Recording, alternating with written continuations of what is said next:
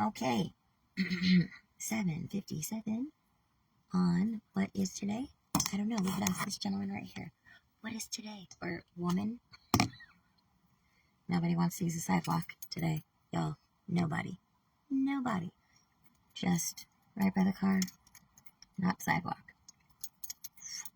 7:57 on 8/22/22. It is 77 degrees in Cupertino. Not sure why my phone's telling me that, but hey. Oh shit! I caught you. You know why? I don't like to catch motherfuckers slipping. You know you slipping, you falling, you can't get up. Poor DMX. They really fucked with that fool. Alas, whatever. So, I came hither to show you a couple, I thought I would jump in and take just sound bites, like moments. So, I'm going to show you two things. One is going to be some data collected, like a research paper that's talking about what has been coined, because it's more digestible for assholes and idiots. No offense, I'm just saying, like, if you don't need it to be watered down, then you are a champion. But it is written with assholes and idiots in mind, so that, like, they can at least present the findings on what are they calling it now? Organized sadistic abuse, like organized group sadistic abuse or some shit. And also we're going to have a little clip from the other day. And what you're going to be seeing is a regular pattern playing out in my life, and just the interaction with one person, so you can really truly understand the kind of like wild shit that I am actually legitimately fucking dealing with. And I'm gonna start with the light, fluffy, comical, because I know how sensitive and delicate motherfuckers can be. So we're gonna ease you into it, and then we're gonna hit you with the serious.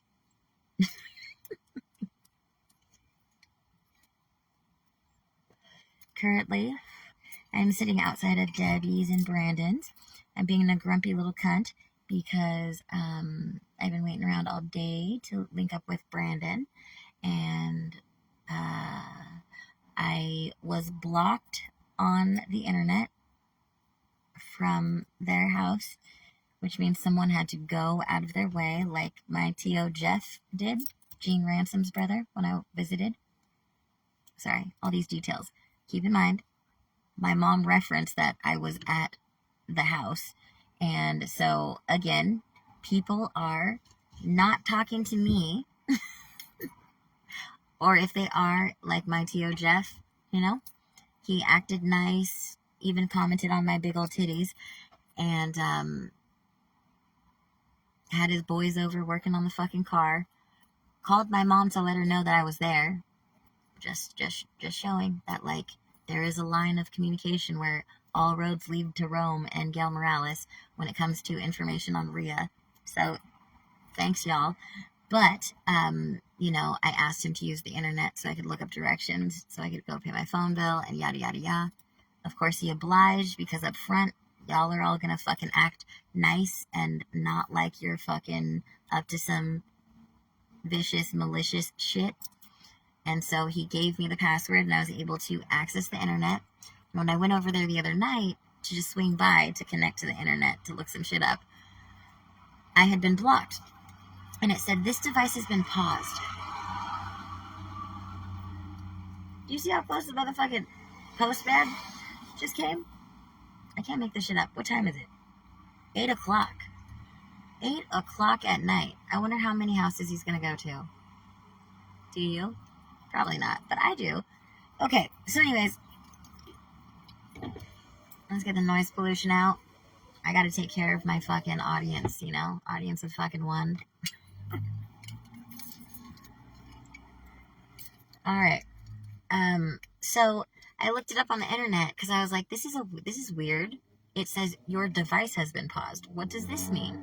And Google notified me that when you have something like that occur, it is because someone went on their internet, looked up the devices that could connect to their Wi-Fi, and then hand selected your device, your specific device, and blocked it from having access. This is just to say we are looking at action and what the action supports by way of what the fuck do you condone? What are you really about? Because action over everything. Fuck what anyone says, fuck who they are to your face, and fuck a mask all day. Your action tells us who the fuck you are. So, someone who supposedly cares and loves me, that I haven't harmed, went out of their way to specifically block my device from getting internet. Is that the action of someone that cares? Is there any harm? Why would you give me access only to take it away and ensure that I wouldn't have access to something like the internet for information or, God forbid, putting out information? And that's when I said, I personally have some questions that will never get answered about just how I feel there might be a little bit more to Gene Ransom's death than we all want to fucking talk about. Just because he and I shared a very similar resonance surrounding family. And so, just saying, Gene the Dream, that's a lot of motherfucking energy. I mean, they used the word legendary, and he definitely motherfucking was that. How much does that go for on the black market, I wonder? I'd say a lot. A lot. But who the fuck am I? Don't know. So, that is to say, I'm sitting here and I'm disgruntled because I've been waiting for Brandon all day. He said I could use the laptop so that I could actually have a desktop fucking view and access to a couple things for an hour at most. But the gods are cock blocking my fucking everything relating to recording, exporting, accessing, anything relating to my fucking experience and my fucking truth.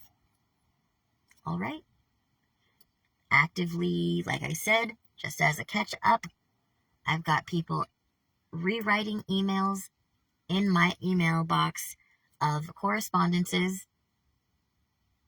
which is major. That's major. Okay? That is fucking major. And that speaks to the level of whatever the fuck is going on. Without me saying anything, something is occurring where people are taking the action and the time to curate and sift and select correspondence and communication that they've had with me or as me to change what they have said and how they have said it because they deem it necessary to alter it. And I'm talking every single fucking piece of mail, every photo, every video I have ever fucking made or had has been touched. As I stated before, I have attachment emails that were sent from different accounts that had audio recordings, even down to those. Those have been edited down to just sound bites that were hours long. Some of them are only now 5 minutes, 7 minutes, 2 minutes. That's a lot. They've been categorized into notes, personal, work, important, starred. I never do that. I've never done that. And now someone has categorized it. There are also emails from me that I never fucking wrote. For instance, there is an email that was started to someone named Brian Haas over at ECCO, I think, .gov. And when you look at that, it's an equal opportunity kind of employment type shit. But the thing that's weird about it is that the title of the email from me, which had no actual, body. No email was written. It's just the title and who it's written to. It says, regarding the retaliation as discussed earlier. So that caught my eye. Like, what? First of all, I don't know who the fuck this is. I don't know a Brian Haas. And I'm definitely not having conversations with anybody at a government agency about retaliation. Nope. So then I make my way over to the website and I'm trying to see what the fuck this is about. And there's some different like programs type shit. And even though we're talking about work and employment, it's starting to get a little bit fuzzy for me, to where I think we're talking about multiple things, and I'm getting that whole loophole vibe again, you know what I mean? Like, this is about this, but the wording is so loosey-goosey that, like, left to interpretation or people in the know, this could definitely be utilized to fuck some people up. Retaliation? Discussed earlier? I don't think so. Not me. The fuck? Brian Haas, who are you? Like, if I had more gas and I could be a proper Sherlock Holmes, I'd be taking my asses to these places. I'd be looking these people up. I'd be calling them. I'd be like, whoa, whoa, whoa, whoa. You know what I mean? At least, like, making my fucking adversaries, who are so sneaky and fucked up, work a little bit harder. Because it's so supremely fucked up. So, you know? You want to hang out with me all night? Fuck no, you don't. You just want all my fucking goodies and shit. So, you know, word. Is that anything that should, like, alarm anyone? Well, apparently not. I sent a thread to Michelle, James, Natalie, and my mom, just, like, keeping them updated. But 3 out of the 4 of them are in active silent treatment, punishment, and domination of Rhea. So, unless I go to fucking jail in the form of a fucking women's program, which is not what it fucking seems, nor is it medicine, it's fucking poison, they're not going to talk to me. So I'm not going to do that until they fucking force me. And typically, the way that you get Rhea to choose to do something like that is the way that it's been done before, which is, again, silent weapons for quiet war. Fuck y'all, they're never going to do some shit like direct or physical, because that's like the dead giveaway, and shit is way more sophisticated than that. And so the trend is you use the environment, the people, the locations, all the things to abuse and torture your fucking person. And so that would mean, like, I will have a succession of more and more tragic and fucked up experiences, to the point where I will choose to go back because that'll be the better option. Like last time, when I almost lost my mind and the most, like, scary thing that had ever happened to me happened. Basically, I got warned by a very racist fucking person in a very, very, very no fucks around, heavy game player kind of fucking way. And, you know, like, really fucked me up. Really fucked me up. And so I called James when I woke up in the shelter, completely disoriented, like my brain is fucking broken. And same kind of messages I was talking about before, like, Rhea's not so crazy that I'm also not so powerful that my mind is manifesting and controlling other human beings who also have a mind that is supposed to be able to, you know, manifest their own creations and projections. So no, I don't buy in or believe that I'm so powerful that I am controlling other people to come up to me and say shit like, if you don't get in line, we will kill your brother. I don't think I'm powerful enough to manifest overriding somebody else's reality and free will to get them to come up to me and say, if I don't break properly, you know what I mean? Like, I would have broken you already. And nigger, don't fuck with our money. Like, yo, I don't know what the fuck you want from me, but, I mean, I'm being as much of a fucking slave as I can be. You know, direct feedback is really helpful. Like, straight talk. But apparently, like, that goes against some kind of fundamental, like, equation and code. Again. But none of these things are, they warrant any kind of even response. So again, we line that up with the idea and concept of care.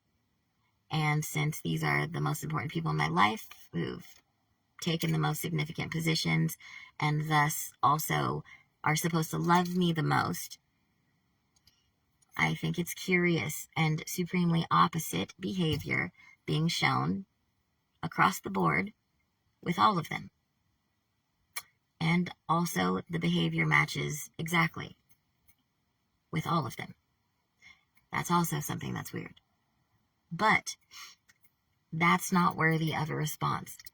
And then I would like to enter into the court that perhaps if that is what we're witnessing, which is someone telling you something very serious in nature about them that pertains to their safety and livelihood, and it's not worth a response because you are exhibiting something that showcases that something going on with you, whatever it may be, is so significant and valid that you refuse to engage or respond to such information or asks, cries for help.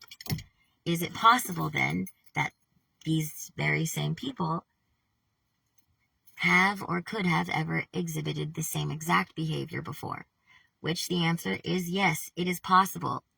Because the simple fact that they've done it once means that you now know that they are capable of doing it. So you cannot exclude the possibility that it's a pattern. And we're going to go further with that. What use of that kind of behavior would that be for? And I will say, based on my experience, that kind of behavior would really lend itself to something like behavioral modification. So, then I would enter that any group of people that may implement things like the silent treatment and the absolute shutting down of someone's voice expression, even to the degree that they cannot ask for help when their life is in danger. If you put someone in a situation, or they find themselves in situations regularly where their life is in danger or they're traumatized by some scary shit, they may get to the point that if they don't do what they were told or what was suggested to them in order to get a line of communication or the illusion of help, they may take the help that's offered in the form of whatever the fuck was offered to them before. Do you understand what I'm saying? Now, am I like other people where I condemn outright and I become judge, jury, executioner? And no, I'm not. I'm just simply saying that the world at large is full of shit, and this is what it looks like, and to not take action, pay attention, or consider this as viable means you are either full of shit or you are not a real human being. You are a dead thing.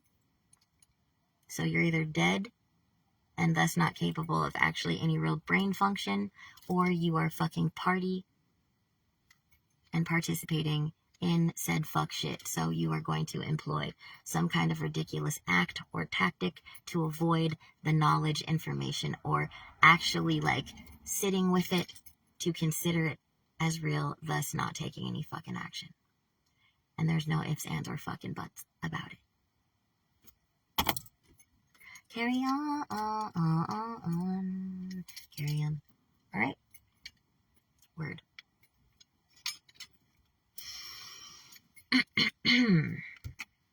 Anyways, did I say? Oh, yes. So I'm waiting for the internet. The truth is that, like I said,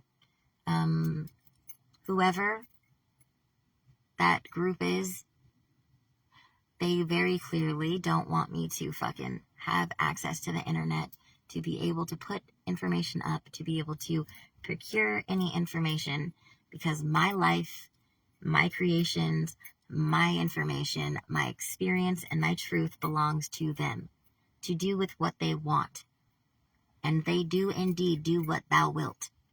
And unfortunately for me, the problem I fucking have, not even so much the motherfucking outright control and, enforced fucking bizarro enslavement. It is the fact that they're using all of this shit against me to hurt me. So it's particularly fucking disgusting. Okay? Blood, sweat, tears, and time, and everything I've got has been put into protecting myself and trying to leave something behind for anybody else that could be useful in just staying fucking safe and aware. So it cost me everything, and now you're going to use something intended for good to fucking actually violate, hurt, and destroy me. It's disgusting. What the fuck do they expect me to do? Doesn't matter. My fate's like, they ain't promising shit positive. So, yeah, not gonna go quietly into this good night. I'll waste my time and it'll go nowhere, but it's better than nothing. I still have access to the fucking ether. And even if I don't give a fuck. Don't care. So, here are the drugs.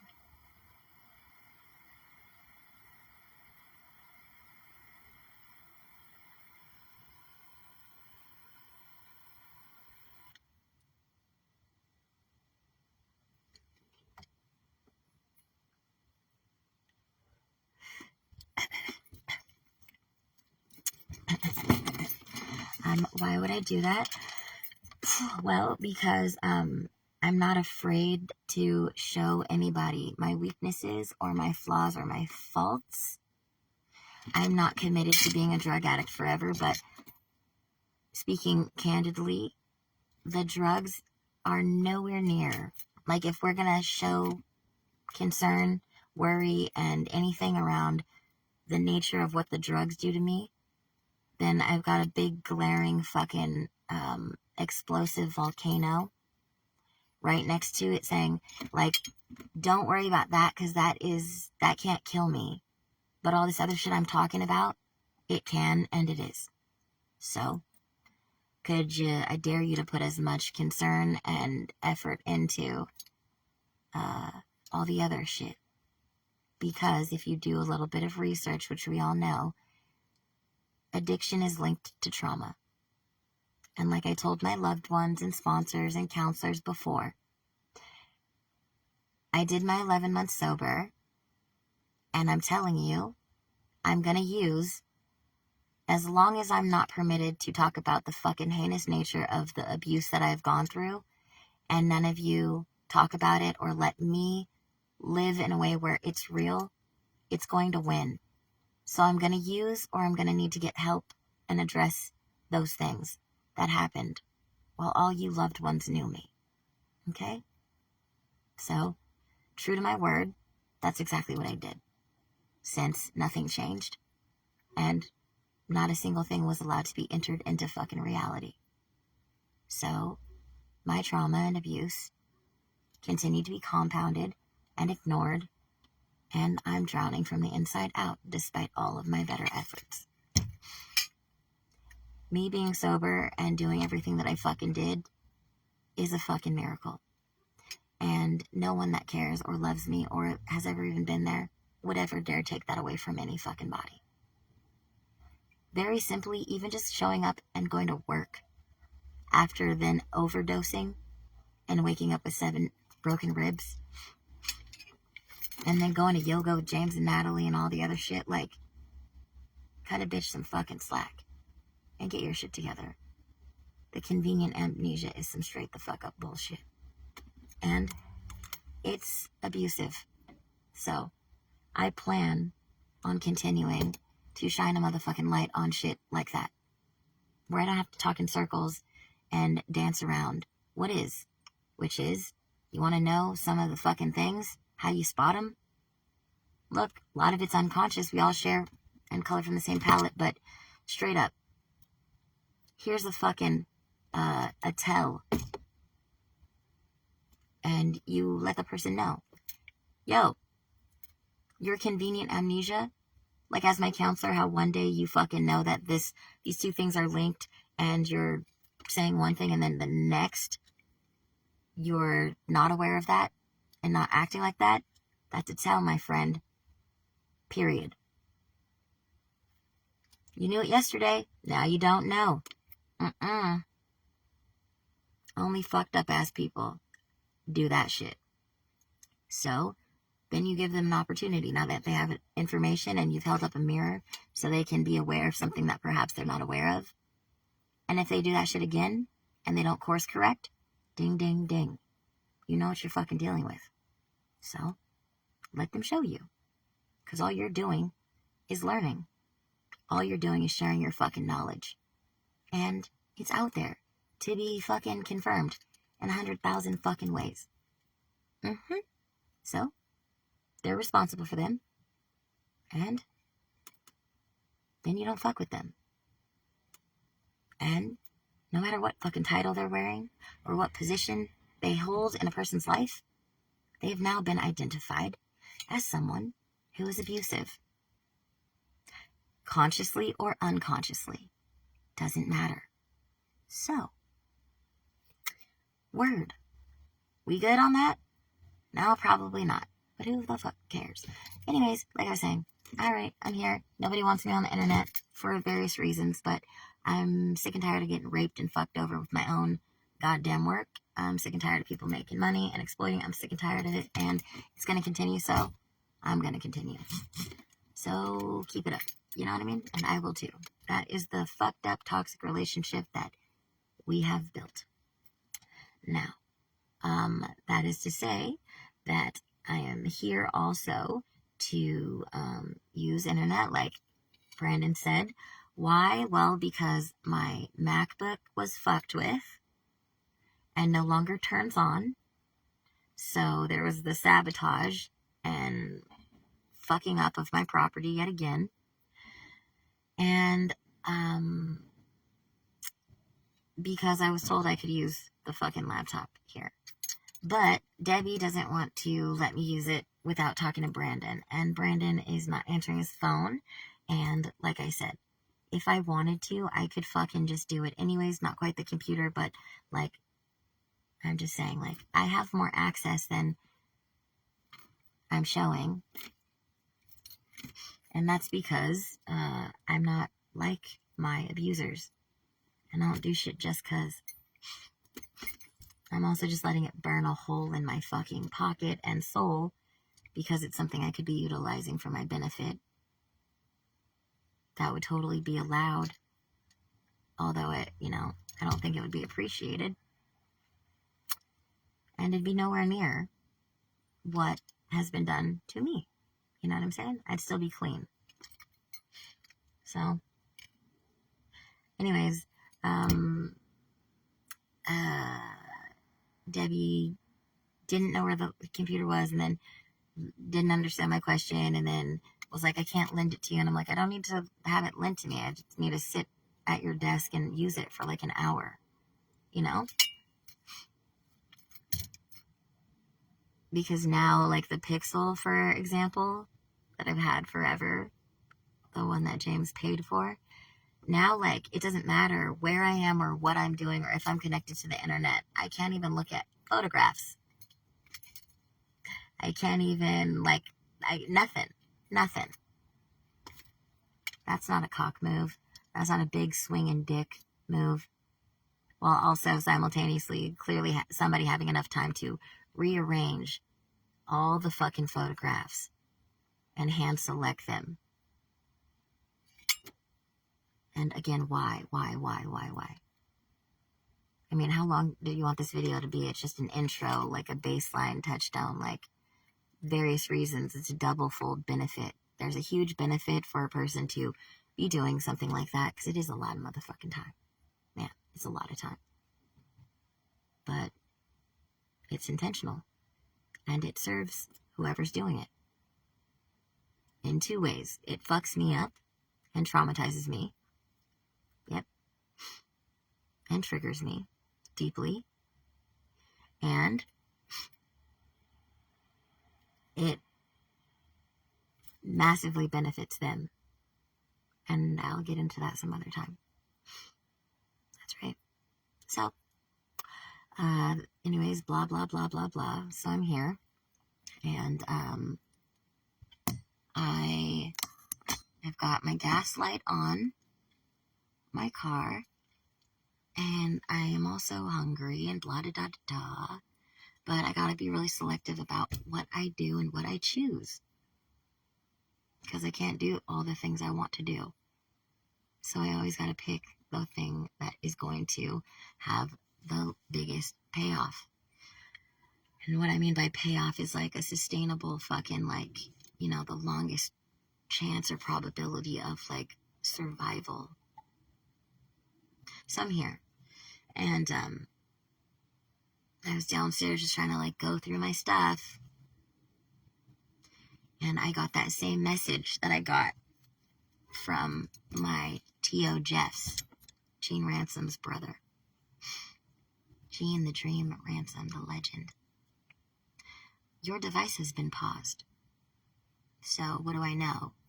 I know that somebody here who has access to Debbie and Brandon's internet went out of their way to go on their internet and to find my device and to block it from being able to have access. This specific device. So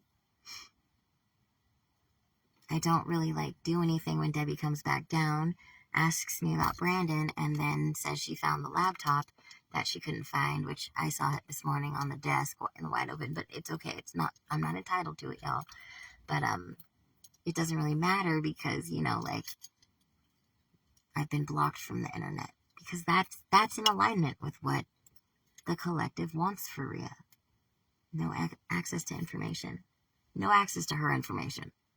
Like everybody else gets to have. But it's alright. It is what it is. And every second I stress out because why? I had some random dude that I've seen before tell me that there's been a couple that's been driving around my RV last week and this week, and they were trying to chain it up and take it. So, you know, as if my anxiety about that isn't through the roof already. That's been amplified, but like, again, what the fuck can I do? Don't know how to be in two places at once. Doesn't change anything. I don't have a plug to plug in a phone to keep a charged battery. However, I did get another battery charged, and we swapped it out, and it's been starting up like a fucking champ. So that's good. But still, you know? Word. So I was going to be nice and show you a funny reflection of the kind of like hilariously ridiculous interactions I have with human beings. Because this is like legitimately like the most comical expression of one of the tactics that they all use. I mean, like, I couldn't have written it my fucking self. But, like, why am I always being nice to people who aren't nice to me? Why am I always considering people that don't consider me? We'll enter in lightly, we'll get you all nice and warmed up, and then we'll hit you with the real, actual, educational information that you might, like, resist. I think it's not really so much me just thinking about other people, although I do. I think that is actually the teacher in me who understands how people best receive and retain information. And one of the things I know is when you're going to hit somebody with truth or anything that's hard to fucking be with or confronting, it's best to ease them into it so that they're able to retain it. And then you follow it up with some shit that's like, okay, you know what I mean? That's why. More people. Of course, we gotta just stand in front of the car making up some fucking reason why. Let me bend down. Let me just hang out and linger. Looks like somebody's a-moving. Look at this big old truck. I wonder which house it is. Don't know. And don't care. So, instead of doing it all nice and light, you know, I'm gonna treat you like an adult. And I'm gonna give it to you raw. Baby, I like it raw. Ow. And this is from a research paper about group, you hear that? Organized sadistic abuse, which is what you're saying with me. All right? Now it's a little heady and academic, so I'll hold your hand through it. But here we go.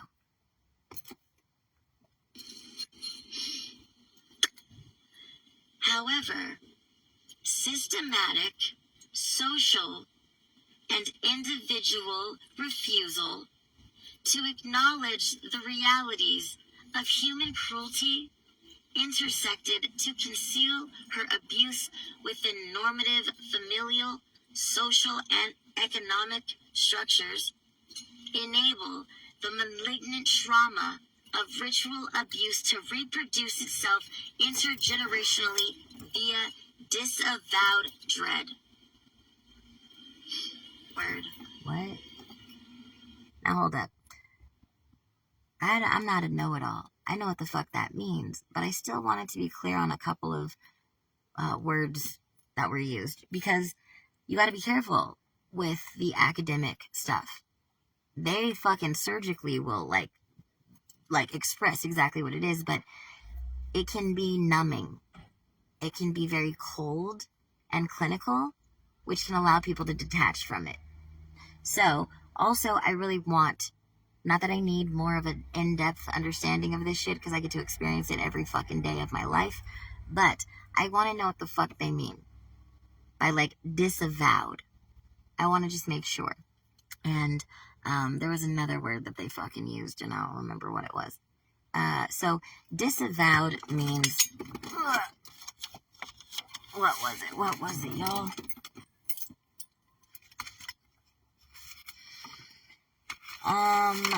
Disavowed means to deny any responsibility or support of. Okay, disavowed dread. So,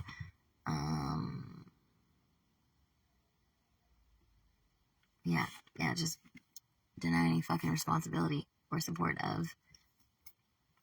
And then there was another fucking term. I thought I wrote it down right here. Oh, evacuative. That's another one. Evacuative dread.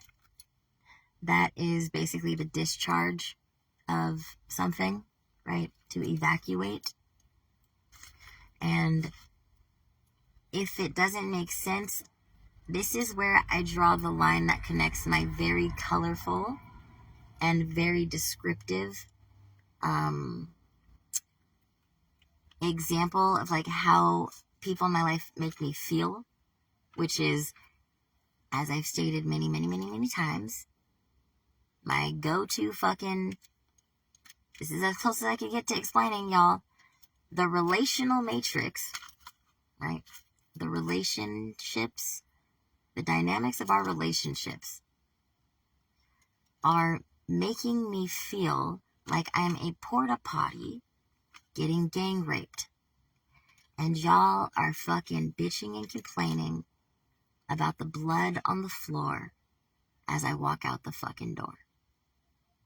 So, that's all to say, I'm a container, like they state in this, as you'll hear, that we are, this kind of abuse essentially renders us vessels and containers for everybody's disgusting, low-frequency, filthy fucking experiences, feelings, and whatever. And we are pummeled and saturated and marinated and filled over and over and over with experiences that generate those fucking low, deep, repulsive fucking feelings. Or literally, like, we are given, like, I'm an energy, I'm a being that can be an energy weapon, and I can direct a certain kind of energy at you. And that's what the fuck people are doing. And they're able to evacuate it. You get what I'm saying? Like, the evacuated fucking dread and disgust that people have. They get to evacuate it, and we get to be the motherfucking trash cans for it. Fun stuff. So, might not sound the same, but it's the same. So, the baseline expression of what we just heard is pretty much every pocket of society, familial, like institutional, economic, like in every way, they're saying the denial of this level of cruelty, the refusal to acknowledge this level of human cruelty, in every fucking way is the exact thing that perpetuates, condones, allows, and effectively supports the continued perpetuation of this malignant, sadistic abuse. Tell me like I'm stupid. Every fucking person and every fucking system in our fucking society denying and refusing to acknowledge this level of fucking cruelty is exactly what keeps it alive, allows it, condones it, permits it, and is the fucking reason it happens. Your fucking denial. Your fucking refusal to acknowledge. That's what the fuck allows it.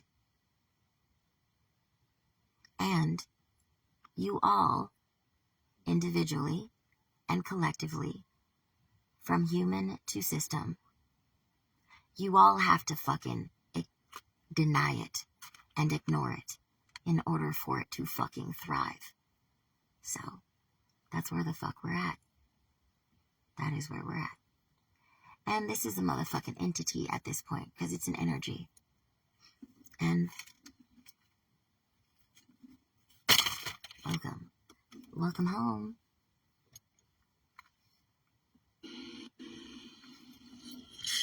Next paragraph, the enforced disappearance of ritual abuse.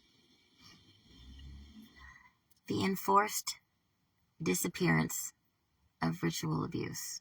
What does that mean? Enforced. That's an interesting word to use. That leads me to believe that something requires and takes action to produce what it forces. It enforces. So it forces invisibility of ritual abuse. Okay, so there's something at play that takes action and enforces people to ignore, deny, and not see ritual abuse. Word. Glad we're on the same page. In Emily's example, it is apparent that it is not only individuals who engage in projected and evacuative reactions of dread. The responses of bureaucracies, services, and systems when faced with the evidence of evil directly parallel and reinforce the responses of ritual abuse survivors, as was evident in the failure of Emily's school, community, and social workers to identify the extent of her abuse. No fucking shit. So what does that mean? Layman's terms, that means that the institutions, essentially, the institutions and anyone in positions that are supposed to notice, acknowledge, or be able to assist people or recognize this type of shit, they don't, and more than that, they become extensions of their abuse. DID patients live by the same rules that society teaches the rest of us. Ignore the bad things, pretend they are not real, create amnesia, call them by another name, and they will go away. Pretend something never happened and it didn't. If you just ignore it, like everyone says to me, this strategy is taught directly or indirectly by the perpetrators, cultivated to survive the abuse, and reinforced by the cultural models of disavowal and minimization. Woo. Whoo-wee. Man. That was like a breath of fresh air. Just to fucking read it on a page somewhere. Somebody out here telling the truth.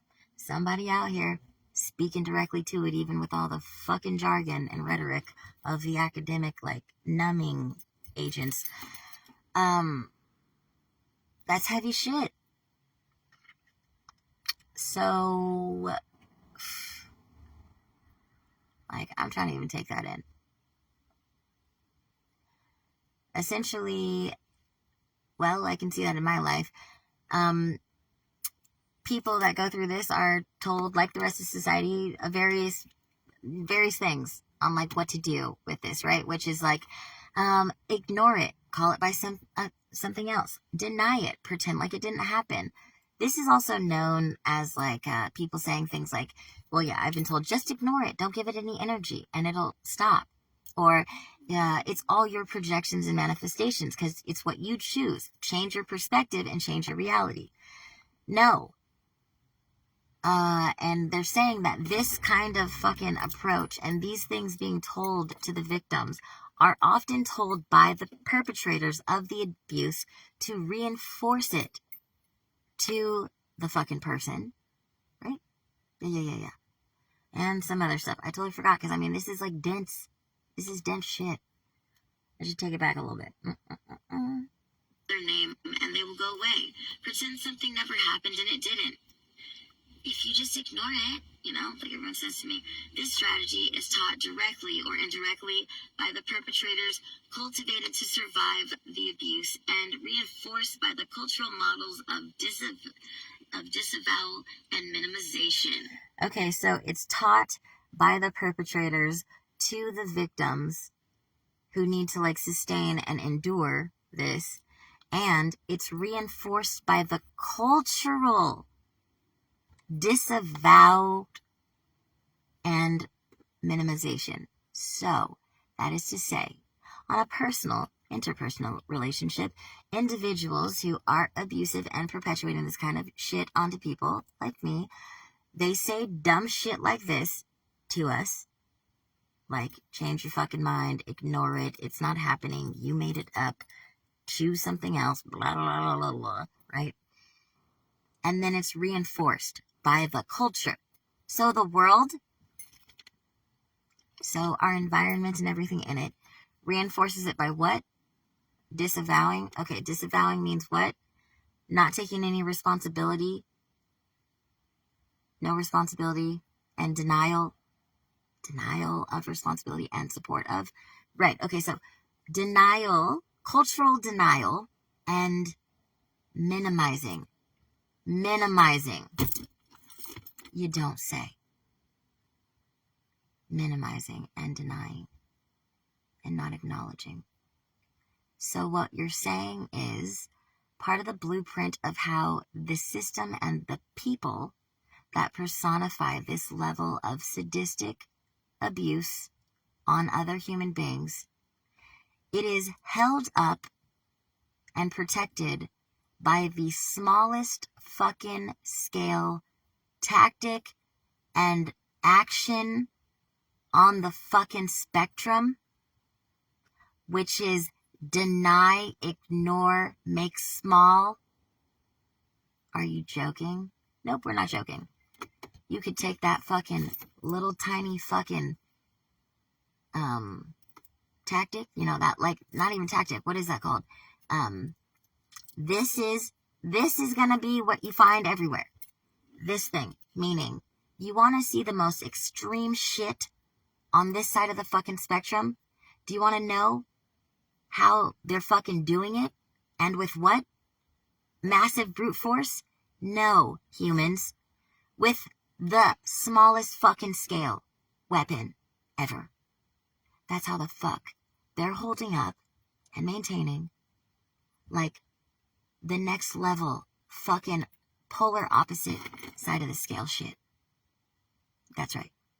Utter fucking destruction of human beings in public, in groups, sadistic, twisted, psychological, emotional, spiritual, and nonstop. And it goes on because how? Deny, ignore, minimize. That's practically like no effort, energy, action, or anything. Right next to like breathing. Like step fucking 1. And you can use that filter and view for every other fucking thing. That is how they work. I recognize it, but I work in reverse, meaning the maxim for that essentially is minimal resources, maximum impact. That's the workflow. See, my maxim is that too. It's minimal resources, maximum impact, no soul left behind. That's what the fuck I'm trying to do. And so I guess even just now, it's starting to make a little bit more sense as to why I'm fucked with so much. Because, yeah, for people that don't have shit or resources or whatever, how can you make the biggest impact? Fuck no. Definitely don't want someone working with the same fucking template. No.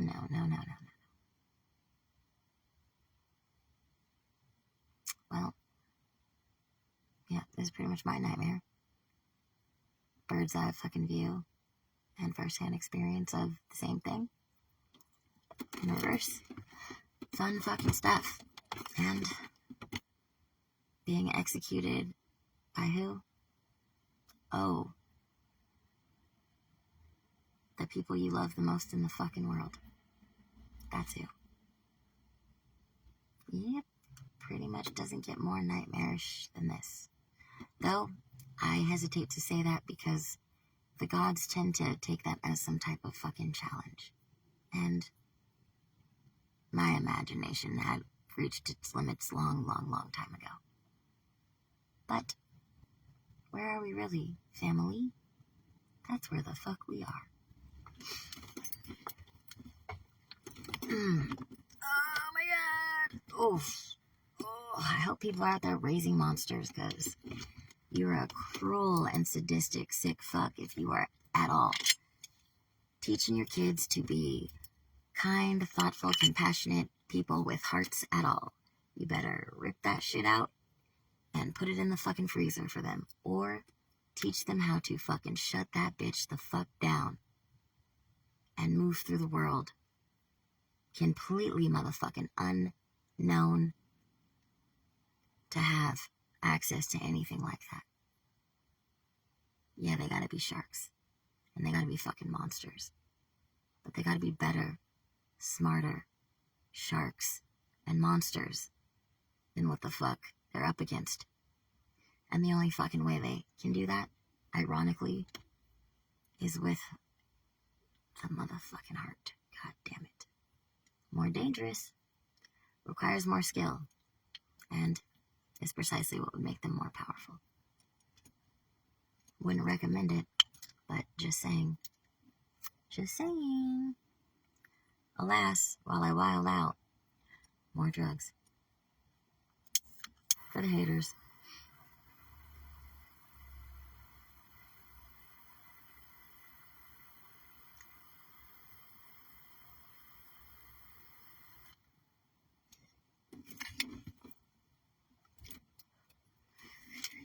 All right, shall we continue?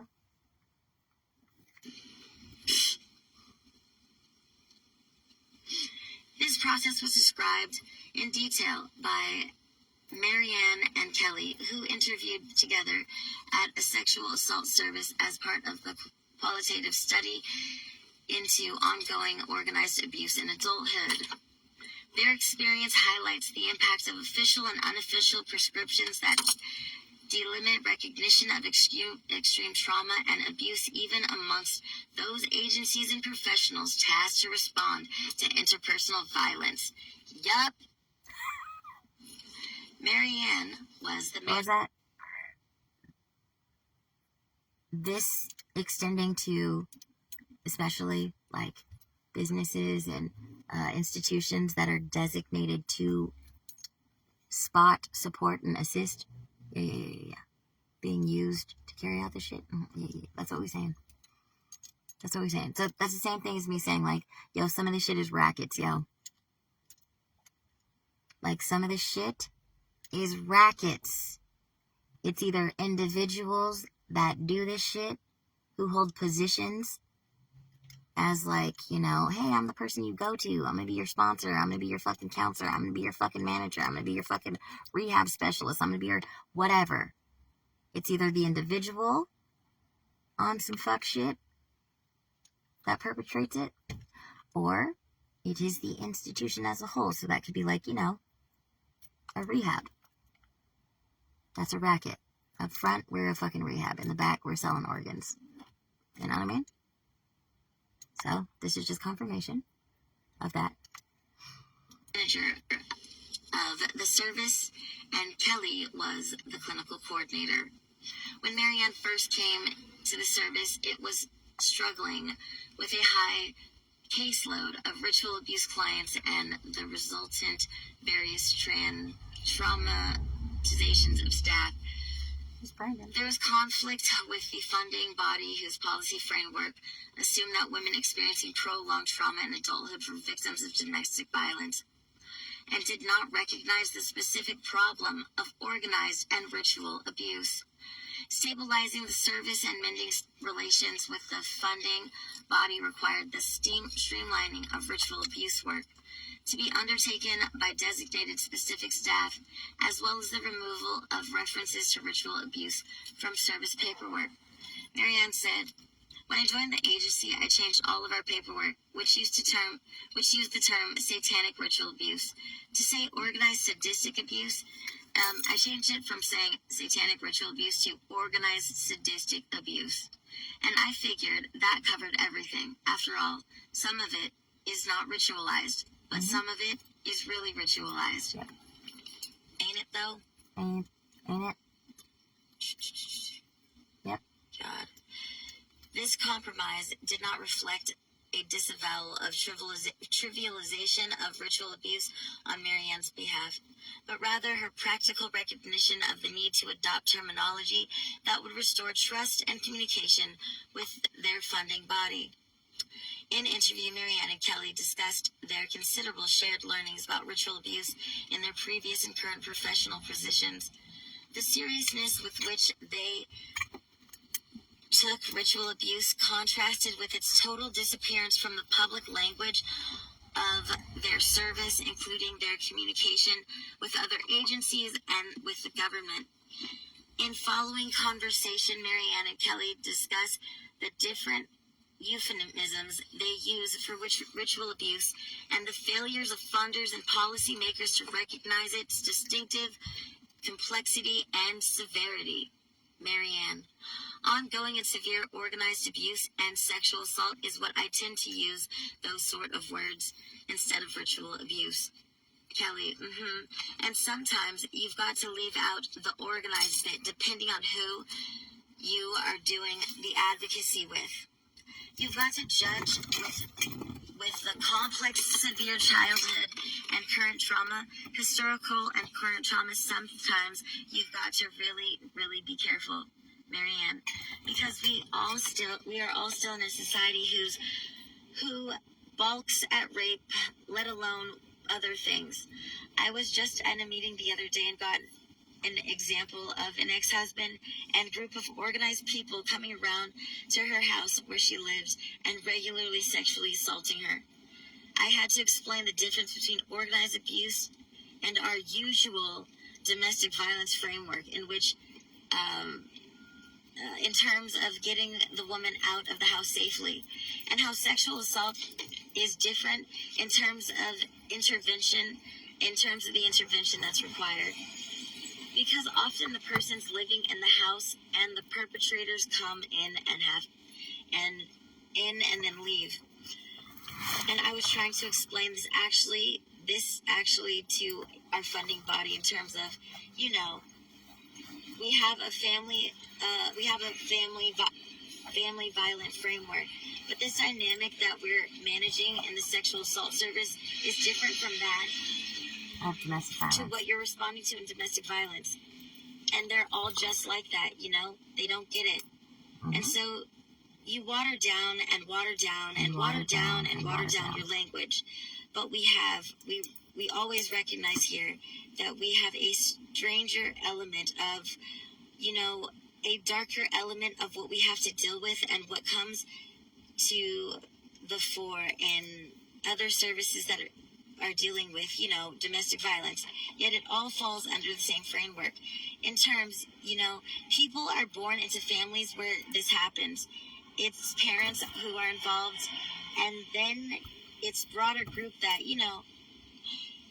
So even though there are crossovers into what could legitimately be dealt with a domestic violence service, they're not responding to, or they're not hearing about it. Marianne, meeting the needs of survivors of ritual abuse, calls on her to water down your language. Yep. In her role as manager, in order to avoid soaking in the confusion and bewilderment of funders and stakeholders, she is obliged to perform this watering down with sanitized policy and funding framework whose partial recognition of generic patterns of interpersonal violence disallow the complexity and extremity of ritual abuse to surface. What's funny, Rhea? Exactly. So because you require us to water it the fuck down. Yep. Because you require us to water it down. Yep. And sanitize the fucking framework. Yep. And the recognition of the generic pattern of interpersonal violence, it disallows the complexity and the extremity of the ritual abuse to actually fucking surface. Mwah. Fucking beautiful. That's them. Just as ritual abuse survivors are. So just real quick, all that was basically, again, you can always find a real universal or fucking capital T truth, because you can find it in the largest system and the smallest system. So that's my way of saying I know those bitches know what the fuck they're talking about, because I do that in my fucking personal life and have been doing that shit and had that experience day in and fucking day out ad nauseum since 2016. What experience? The necessity to water down your fucking language. Like what they're talking about, dealing with policies and fucking funders and needing to, adjust the language and to be able to tune in and actually assess which wording you need to fucking stay away from in order to even fucking give the information is no joke. It's no joke.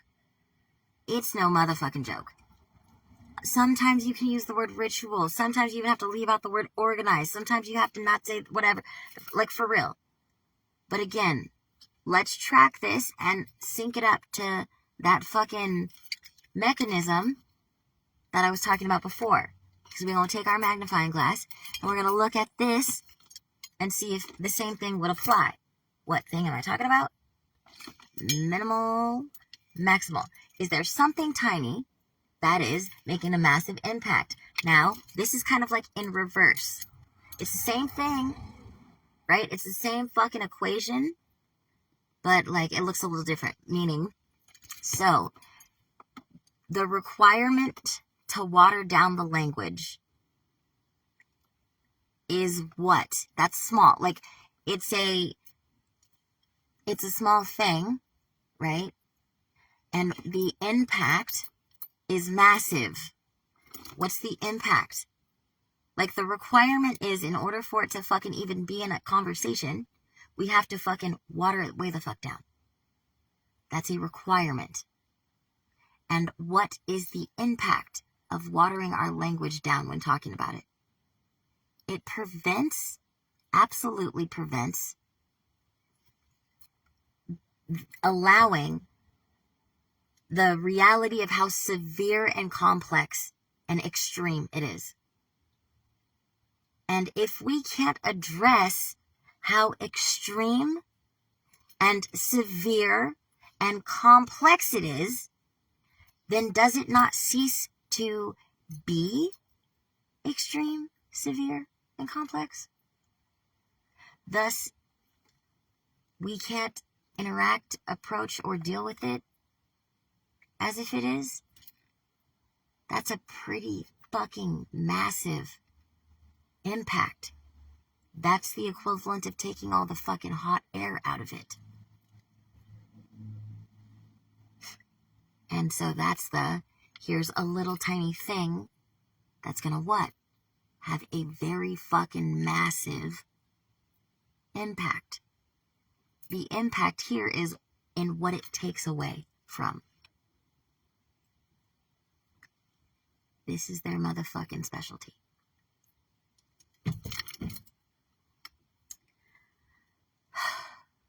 This is their fucking specialty. However, would you like to know a solution? All you got to do is reverse engineer it, and there you go. That's the positive. What do you mean? Well, although that is so incredibly fucking disheartening and shocking, and the ramifications are fucking astronomical, and look at the state of things, it also has an upside potential if people could put their fucking heads on and get their shit together. And that would be, well, all you'd have to do is what? Implement that one thing that they took out in order to. So what does that look like? So far, what we're looking at in order to repair this massive shit, what do we need to do? So far, we're talking about massive crazy shit, y'all. So it must be a lot of fucking work. We must need to do. I mean, God, this is going to take forever. Everyone's going to need to heal themselves, which means like downloading fucking psychology and doing practices and fucking, you know what I mean? It's going to take forever. It's never going to happen. Nah, dude. What the fuck? Don't buy the trickery, motherfucker. What's the solution? Well, this is the big joke on the planet. I mean, fuck. Between this and the goddamn energy here that's like so happy to reward the most incremental fucking show of progress in any fucking direction, this is a goddamn gold mine, which is why we are fucking ourselves. So, reverse it. What the fuck? So, basically, we've had two things that we've addressed here. And so, the first one was, this is allowed and goes on because we're not doing what? What's the big show of force and the big weapon used? Denying, minimizing, and ignoring. Okay, so basically all we have to do, the action, if you want to call it that we would need to do to offset that and to actually fucking do some shit, is acknowledge,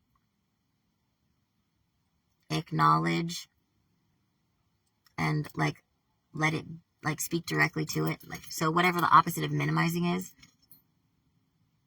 So this is not even action. We just need to acknowledge it, see it, not deny it, and then not make it tiny. So basically just let it exist and see it. That's it. That's all. That's fucking all. Woo-wee. Tall order. Tall fucking order. Tall order. I mean, God, you could do that from fucking anywhere. You could do that while taking a fucking shit on your toilet. Eating a Klondike bar. Watching porn. For real.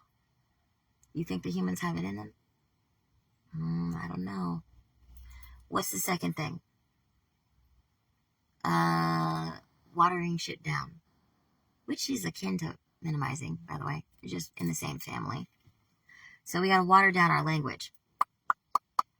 And that makes and takes out all the complexity, severity, and extremity of this fucking sadistic abuse.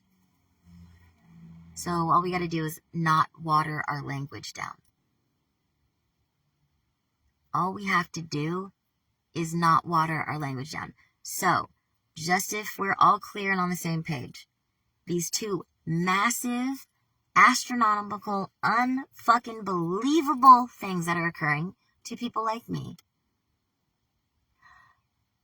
So far, the major things that human beings need to do actually have nothing to do with action or work.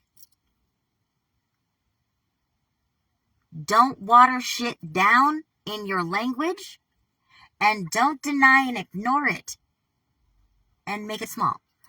That's all. And we've got a fucking insane amount of progress just by doing that. And I hate and love this fucking place. So I'm gonna say, I hate to say it to you, but love's gotta fucking tell you the truth. Where it stands, I do not believe that we as human beings will choose that. Because that is not what we're choosing. That is not where the fuck we are at. And that is a lie that we apparently will fucking die and kill what we love to fucking protect. Because that means we truly are not shit, man. We are not shit. There is very little that exists that's less effort, work, and time to do in any fucking arena. And this is the most extreme fucking shit.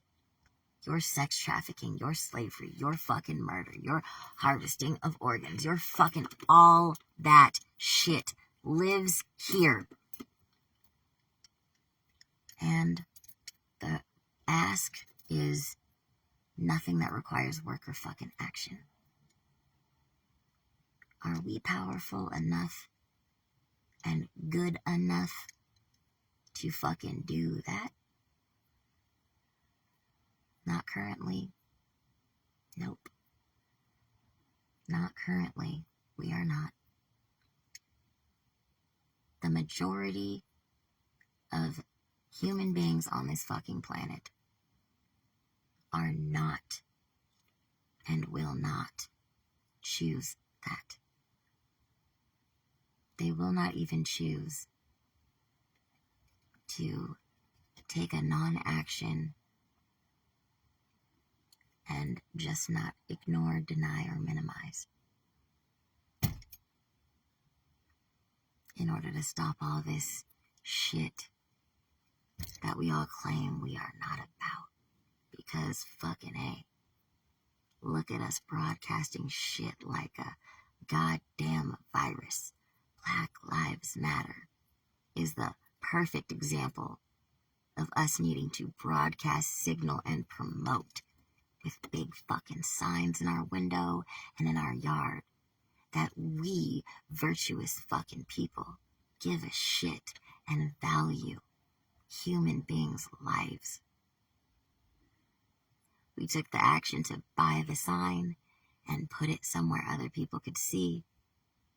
But when asked if you're willing to do less than that, to possibly have a shot at stopping sadistic, unnecessary suffering of all types of human beings, most are choosing no.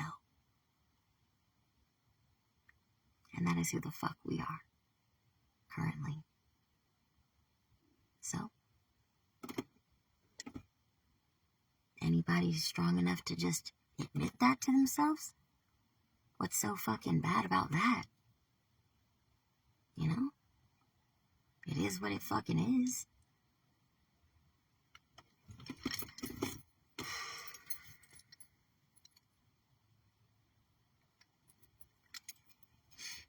We're almost done here. I played more than I planned on. Brandon drove by, but he didn't stop. Well, I got a couple more minutes, like 2. They're forced to act a fucking surface. And interpersonal violence, it disallows the complexity and the extremity of the ritual abuse to actually fucking surface. Mwah! Fucking beautiful. Just as ritual abuse survivors are forced to act as containers for the dread of perpetrators and may be ashamed and attacked by bystanders who cannot tolerate even vicarious exposure to this dread, Mary Ann Service was also obliged to act as a vessel for the darker element of sexual violence while maintaining the appearance of normalcy.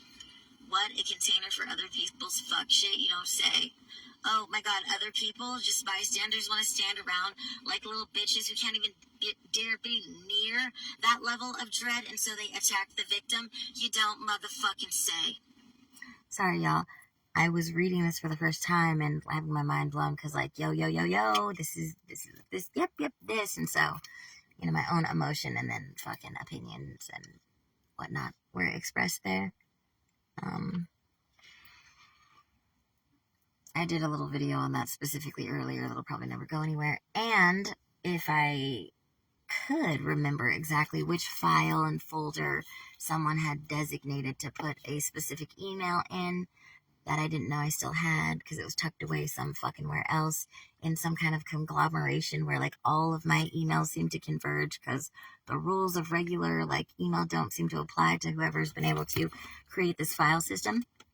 Thus, like, why would I look there? Because, you know, one, I never use that fucking folder, and two, it shouldn't be in Ria Javon. It should be in, or whatever the fuck, you know what I mean? But it's a constant shuffle game. The game being, bitch, you don't get access to your shit, we the fuck do. Hey, you know what I mean? Mm-hmm. Alright, let me see if I can pull it up. Because what I was going to do is what I like to do, which is I present a fucking topic, I pull something in the world from like a professional and accredited fucking believable institution and hub of information and, you know, around their expertise, like I just did with the article. And then I like to, when I am able to remotely fucking operate the way that I like to, I then pull an example from my fucking life and I show it. So that, you know, my words back up something that's founded, my expression of my experience and my opinion is backed up by something in the world. And then I use a tangible example in my life so we can see if they make sense. That's how you see. And that's how you know. Naturally, the more they can get rid of my shit, the less I'm able to do that.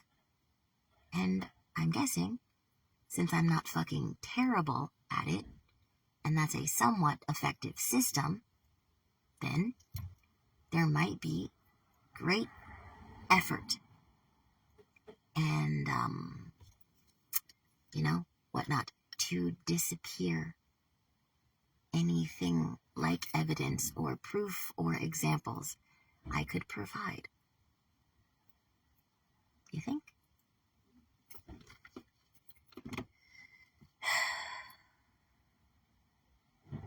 Let's see, where the fuck did I find this?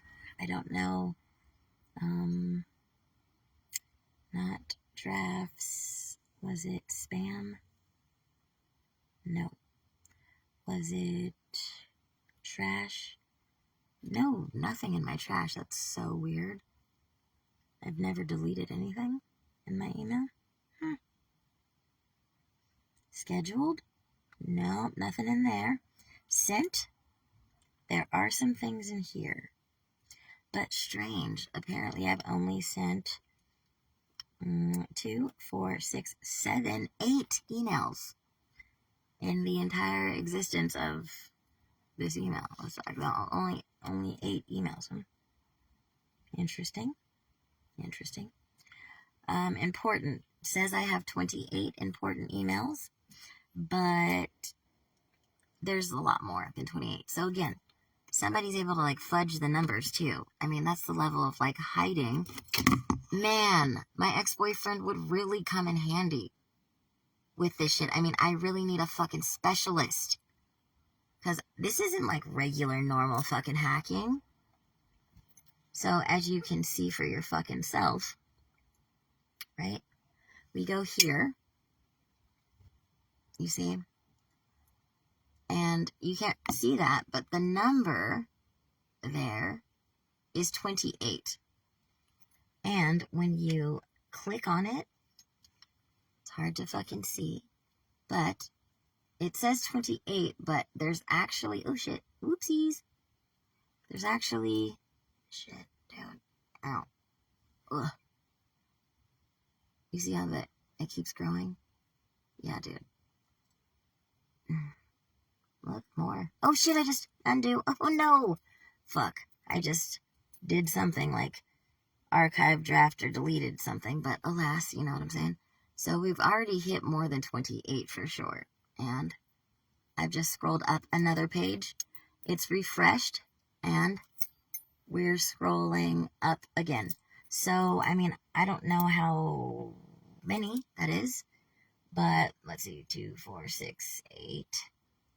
8 per swipe, you know what I mean? Word. And I tell you, like, this is so interesting. Not to get off topic, but like, you can extract information from like the selection of like emails that are here. Cause like I have my experience of like all the things for the past like fucking 10 years that should or could be in here. All the people I've written or contacted or sent or whatever. So that's why like only seeing 5 sent emails is an impossibility, dude. And I'm a creature, I'm like, I am nostalgic as fuck. So I don't get rid of shit. That should be evident given how much stuff I collect. And, you know, I'm sentimental. So, especially with the written word, I don't and would not just have 5 fucking sent emails in my email. No. But then you get a sense of, over time, like, how much of my emails have they gone through? What have they designated as important to keep? Then you have to ask, why keep these specific things and not other things? I don't know what the fuck you even need to do this for. All this tells me is like, there seems to be some kind of like ongoing something to where this would need to happen. And I, for the life of me, have no fucking idea why this is necessary or useful. But clearly it is. And it's gonna be useful in some way. Don't fucking know how. Because, like, I'm looking at this and they've got an email that I wrote to this girl, Rain Red, who's a friend of my brother's, about she had some fucking crazy dreams happening, and I listened to it and I felt into the energy and intuitively, and I sent her a voice memo back about it. Connects to Osset and like body snatching type energy shit that's like trying to push you out. Okay, that's one. It's got, oddly enough, 4 of the same fucking email. That was a video I made in Oregon to my ex-boyfriend Zach about needing like my needs and like why he can't seem to hear them or whatever, sort of the end of our relationship. Then there's a letter from Casey Coletti, an old friend of mine who we had a falling out with, and it was in 2016, around the time all this shit started. And it's a very good example of how, like, someone's treating me like shit. I'm asking for how I let them down and getting feedback, and it's like, you know, shenanigans and fuck shit, basically. Then there's something from a correspondence. It says answers, and then in parentheses, Lawrence. So Lawrence, who is my friend that I met as an EMT, he was an EMT, and I had cut myself up a bunch, and he was the one that responded. We ended up having a sexual relationship and going through some traumatic shit, and he's super powerful. And so it says answer, so I'm guessing I asked him a bunch of questions, and he answered them. Then there's a closure conversation, which I'm not opening any of these. This is just off memory. I believe that, whoa, and I caught you again. I don't be letting my people slip. But, closure conversation is, I believe that this is an email that my brother's best friend Chuck sent me that had to do with the end of his relationship with his ex-girlfriend, and he sent me the correspondence because he was telling me about a story about how she was being with him and it didn't make any fucking sense based on who Chuck is and like how this girl was being. So I know that there was some kind of fucking discrepancy. He sent me the final correspondence, and yeah, it was really easy to see that some fucking very bizarre shit was occurring, and either Chuck is a fucking trippin' dude, or he's got an aspect of his unconscious shadow that is fucking inserting itself and doing some real fucking damage to this woman that he claims to really love. I'm talking like, we're talking about like acts of fucking violence and sexual shit that like, not okay. And it leads me to think that perhaps, you know, it is unconscious shadow shit, because why would you fucking send this to me if you were aware that, like, it's pretty clear as fucking day? The only thing I know about, like, people doing stuff like that is, like, when they legitimately cannot fucking see it, because nobody, except for a very confident fucking psychopath, would have passed this along to someone who's looking for the discrepancy. Except for a very confident psychopath. But I don't know. You know what I'm saying? So anyways, that's also an example that, like, that's how comfortable people in my brother's life felt with me. Then there's please activate your Zoom account. Then there is the recording that James wrote a poem for me called The Liminal Space. He gave me that word. I didn't even have access to anything like that in my consciousness, so he gifted that to me. It's very beautiful and very opposite of the type of thing you'd write somebody that is the junky, mean piece of shit that he apparently is experiencing me as. Then I have a email from YouTube about my content being removed. And I wonder who it was that got my content removed, given I have nobody that watches my shit. Then there is a confirmation of some kind of booking, and I don't recognize Agoda customer service last year. Days Inn by Wyndham, Fremont. What? I do not fucking remember staying here last year, but maybe I did. Then there is a draft, oddly enough, that just says if.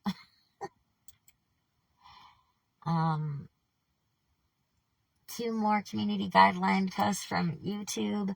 Then we've got 2 emails from Sunflower Dubois, one of the first boys I fell in love with, who contacted me last year and said that he was paying attention to what was going on with me and experiencing a psychic attack as well anytime he tried to contact me. Weird.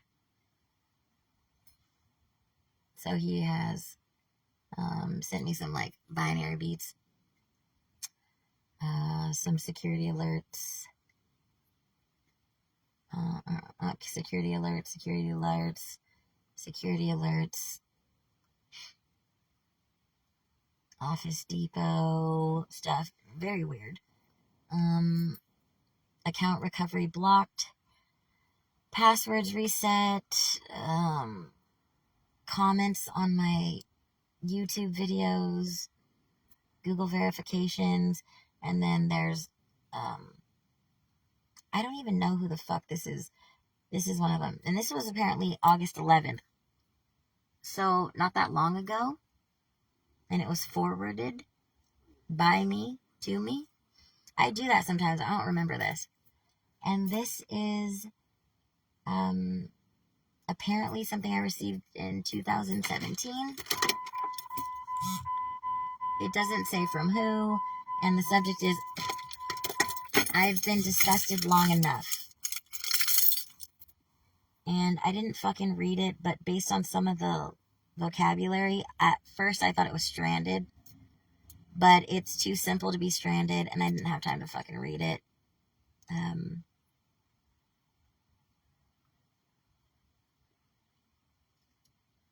Yeah, it doesn't say. The truth obscured, vague by design. Reimagine, apply a net cast on our lives. The entire world traps us inside. If you refuse to obey or move in your grave, don't act so alive. Be careful how you behave. You'll capture their eyes. That's the last paragraph.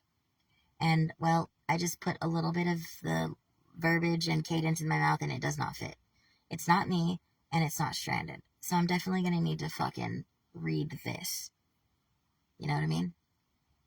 Because it says, this is from 2017, I've been disgusted long enough. Like, I don't know anybody that talks like that. I say disgusted a lot. It's disgusting. But that's just, it's not me. I'm almost tempted to read this shit now. Yeah, let me read this now. Fuck it. This is gonna fucking die and whatever, but like, this is what it's gotta be.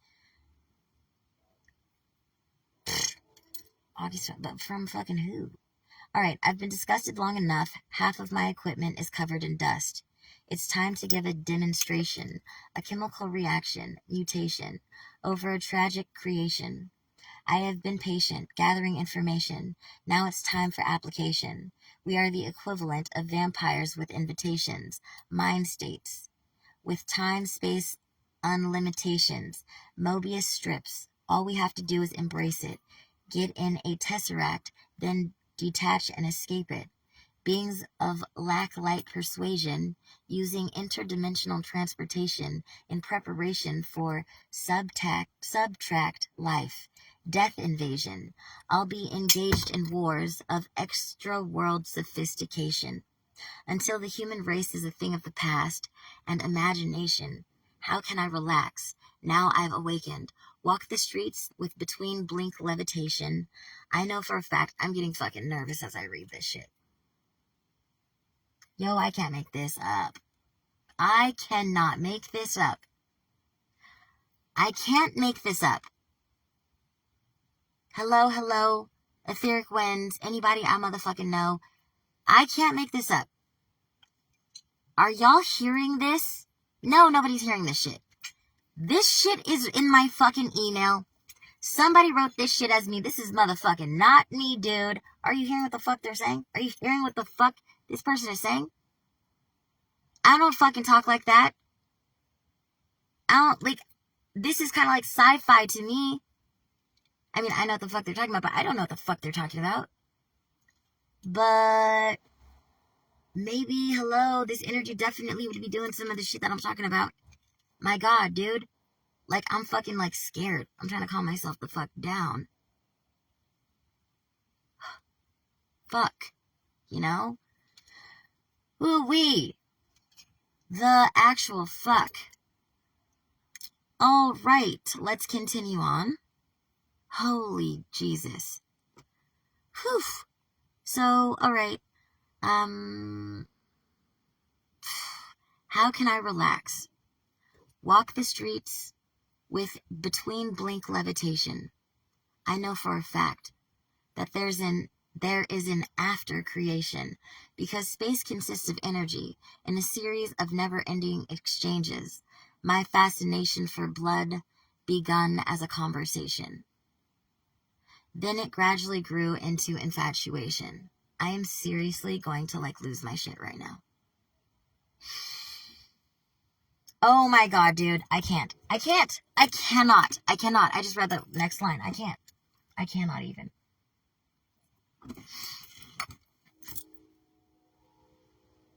I don't want to read it. I don't want to read it. But I have to. You've got to be fucking kidding me. You've got to be kidding me. You've got to be kidding me. No. No kidding here. Whew. All right, Rhea. All right. What's up? What's going to happen? What you going to do? We're at a crossroads yet again. Welcome to your motherfucking life and your experience. So, on one hand, we have, you are curious like a fucking cat.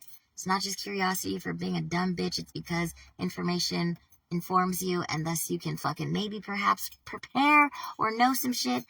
On the other hand, this is already freaking you the fuck out, and so knowledge too can blow your ass up and seed all types of shit in you. So, what are you gonna do? Are you gonna risk the ignorance and just knowing that you can have insight into this people, this person, these groups, fucking whatever? Or are you gonna save yourself the goddamn stress and nightmare of having to fucking put the goddamn poetics of this energy who is out to fucking get you in your fucking mind, to where you will be totally freaked the fuck out? What kind of choices are these?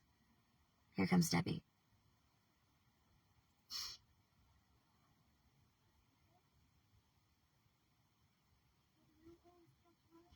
Nope.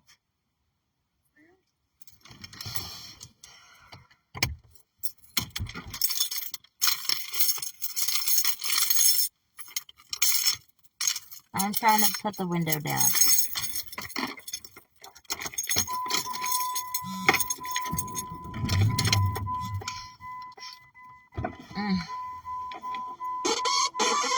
Are you okay? No, I'm definitely not okay.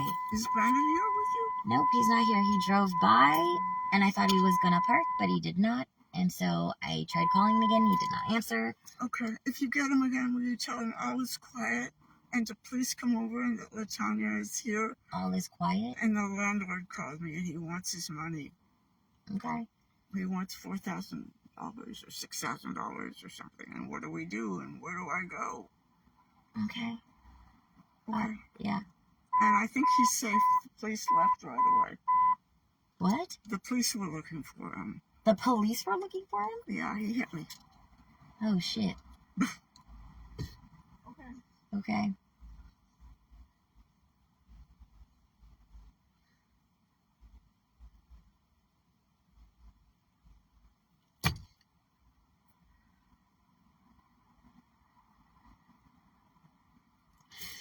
And so I cry sometimes when I'm lying in bed just to get it all out what's in my head. And I'm feeling a little peculiar.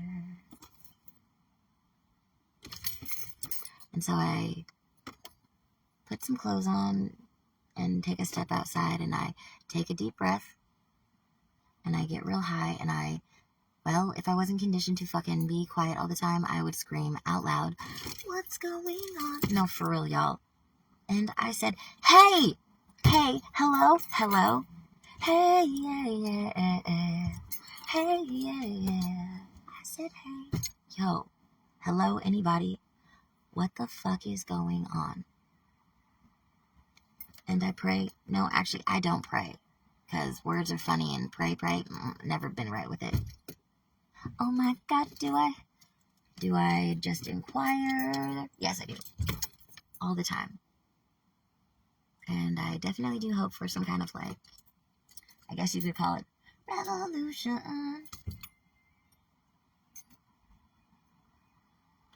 What is going on, yo? Where am I? Where the fuck am I? Hello? What in the actual fuck is going on, people? Do I have some kind of interdimensional motherfucking vampire on my hands in my box? Do I have some kind of, like, what the actual fuckity fuck? Like, this doesn't sound like anybody I know, but I'm also so freaked out that, like, I would suppress any fucking recognition. But it's, like, no standout. It's not my usual motherfucker. It's not Stranded.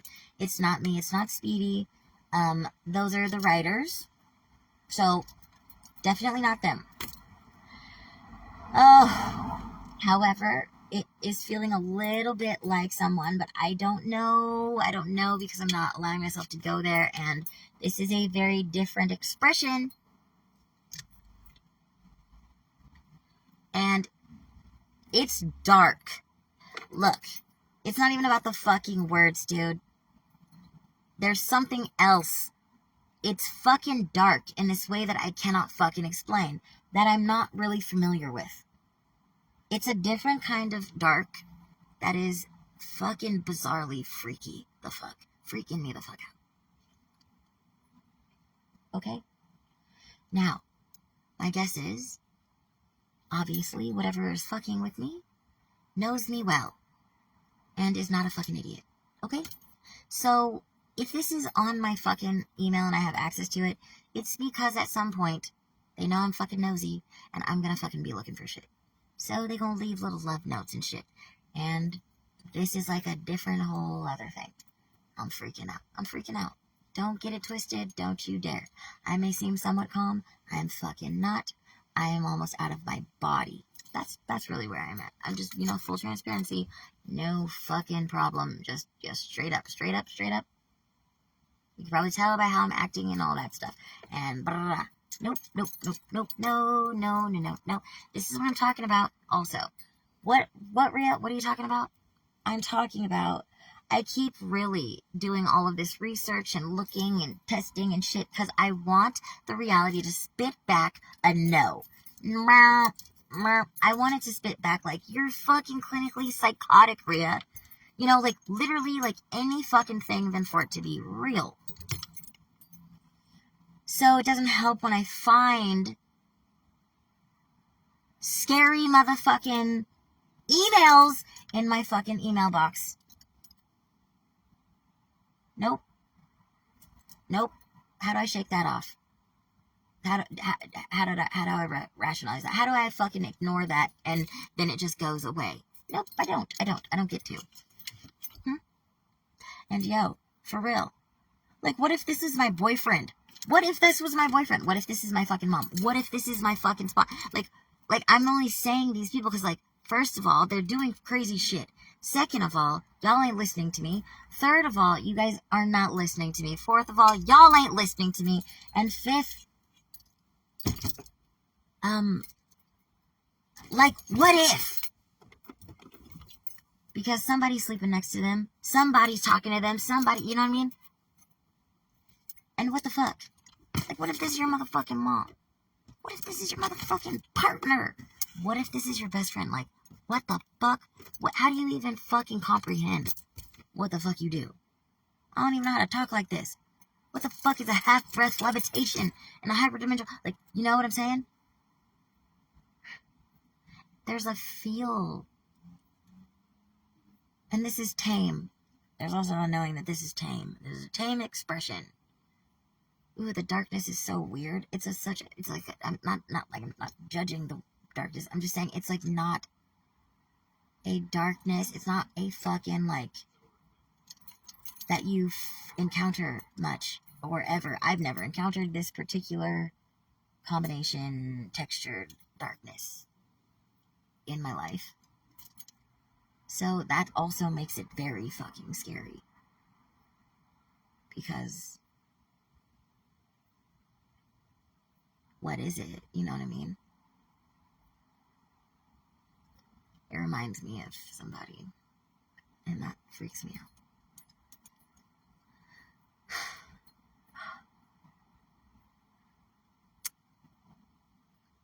Not the feeling of it. It's not like it reminds me of how somebody in my life feels.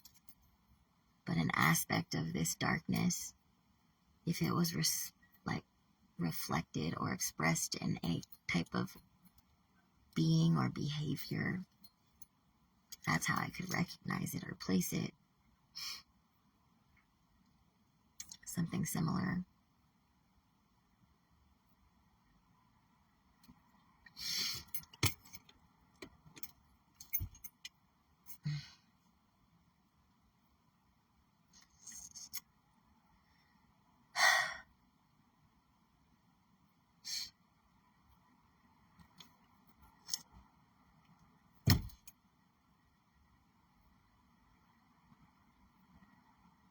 What the fuck?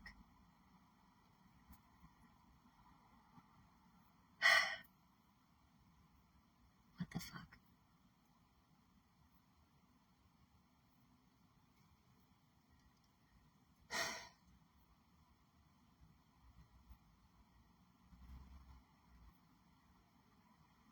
What the actual fuck?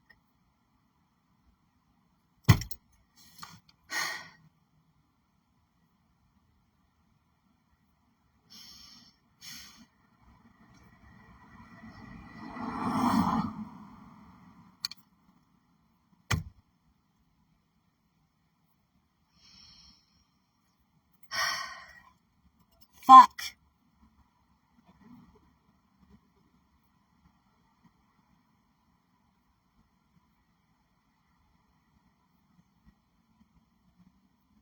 Fuck. And I got this motherfucking dude pacing back and forth on his phone. Ain't pacing back and forth on his fucking phone for nothing. Oh, lordy lord. You know, my biggest fear in life was motherfucking death. For so long. An incomprehensible motherfucking fear of death. in which I couldn't outrun, can't escape, just couldn't, and just the level of fear was just, out of control. You can't even do anything with it. I don't have a fear of death anymore. What's replaced that is this, whatever the fuck this is.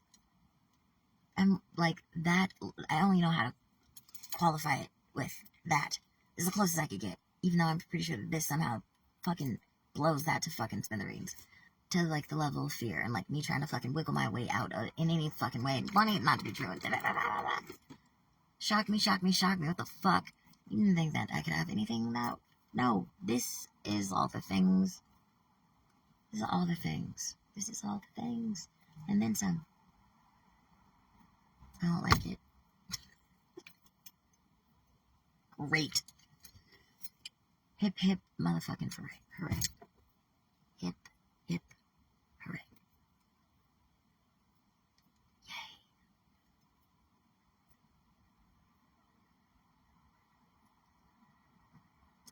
All right, well. Whew, let's do this again.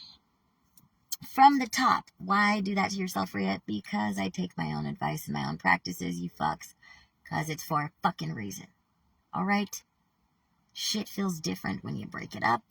When you take pieces of it, it has a whole different fucking experience. Say fuller, truer, whatever. When you fucking allow it to be its thing. The way it was fucking intended. So. I can't help my motherfucking self. God damn it.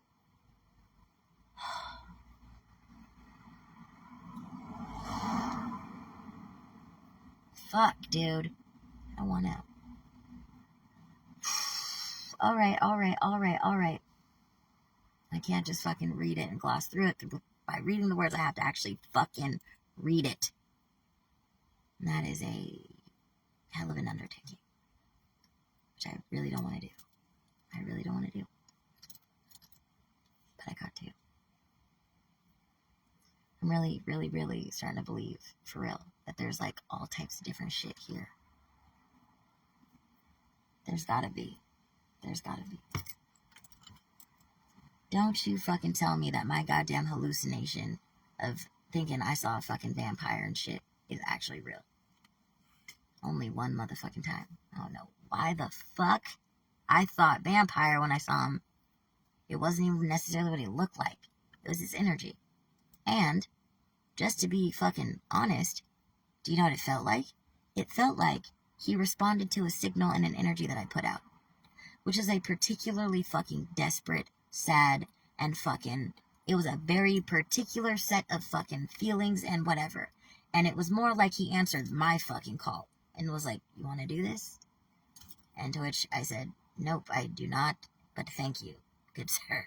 Now, we didn't actually say these words, but if you were to ask me what I honestly felt, I felt like, as he stood there in the parking lot, he asked me if I wanted to come home with him, and I recognized him as a vampire, and I didn't necessarily freak out or anything. I just was like half tempted because he was just cute enough, and he looked like he needed some blood.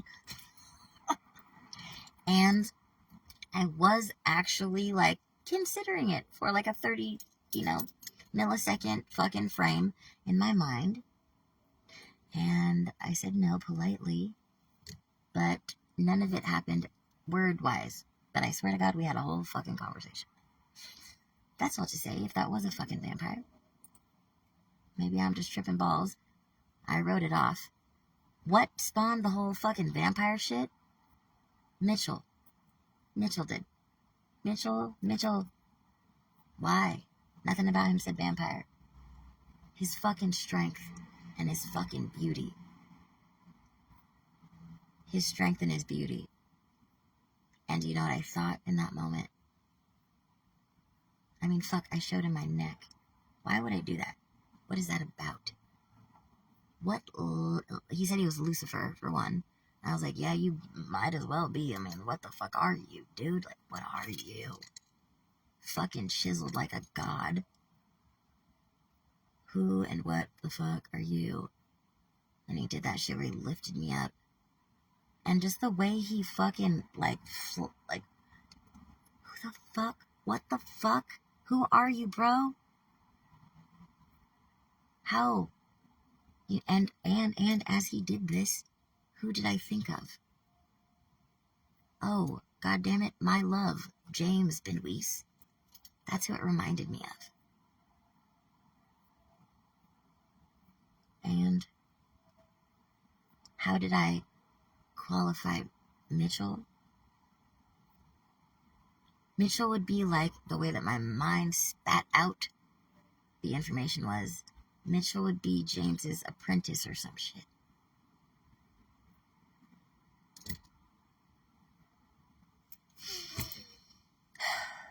So there we are in the back alley. Mitchell.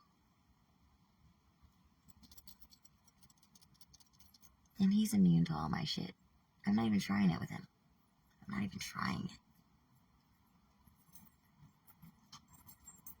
God damn. And we're having this weird conversation. Where it's a conversation up here, but it's like something totally fucking different. Like, not at all what the fuck we're talking about up here. It's a whole different thing. Basically, all I'm doing, my conversation in this moment is like, what are you? What are you? Stop playing with me. What are you? What are you? What are you? You know? They never fucking show you. They never tell you. Not really. They just don't not tell you either. And the truth is, part of me wants to be a fucking toy. You know what I mean? There's something very fucking morbidly sexy about this whole motherfucking whatever the fuck that is. And I just call him out at one point because he's doing that spinny shit. That I'm crazy and not that smart and talking in circles of nonsense, and I'm like, fuck off. Stop. Don't do that shit with me, bro. Like, I know you're hella smart, and you're talking in circles with pointed shit. Don't do it. I'm not gonna buy it. And he stopped. And after he flung me all upside down and whatever, my God.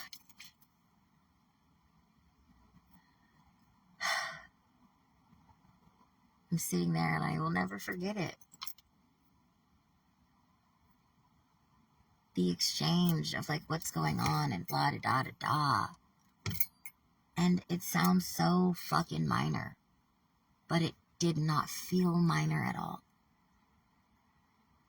All of a sudden it's like the wind blows and I feel every fucking like bit of it. And I turn my fucking neck to him. Like as if I'm like showing him my, you know, like with complete, just like an offering. My way of saying like, I'm not scared of you. Here. Like it was a statement, dude.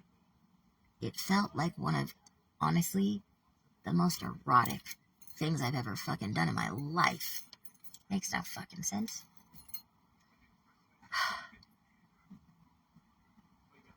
And I think he just, like, smiled behind the eyes. That motherfucker never gave me anything. That's probably what he had the most fun with. Now, what was also happening inside of that moment, I've never spoken of. I can't confirm that this is true, but I will say that what I very much believe is in this back alley where we were, I believe he took me there for a reason, and he was doing things to call attention to the environment. In particular, he was throwing objects at the fence behind the businesses. And a couple of pieces of like spatial and environmental data popped up in my mind about where I was. And essentially, I saw something that I didn't necessarily see before, that I didn't want to see, that was all of a sudden, like, in my fucking face. And that is, I'm pretty sure that one of the businesses was a place where children are fucking raped and abused. And that they, like, that's what I think. And we were behind it.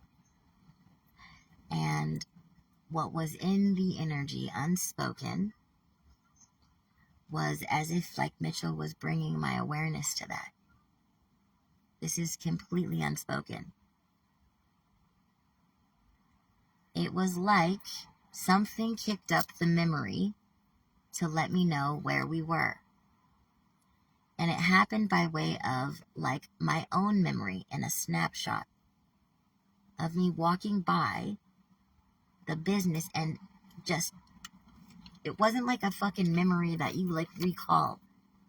It was literally like something like, you know, like 2 frames real fast, not even distinguishable, that all of a sudden, like, computes something.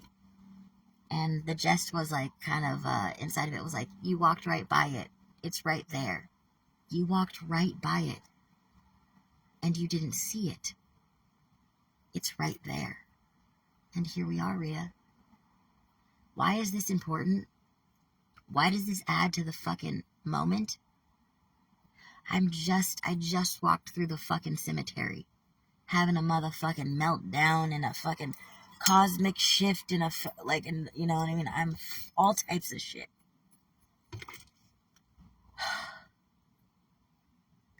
And this became some weird fucking confrontation of who the fuck I am. This is a moment that is silently confronting who I identify as morally.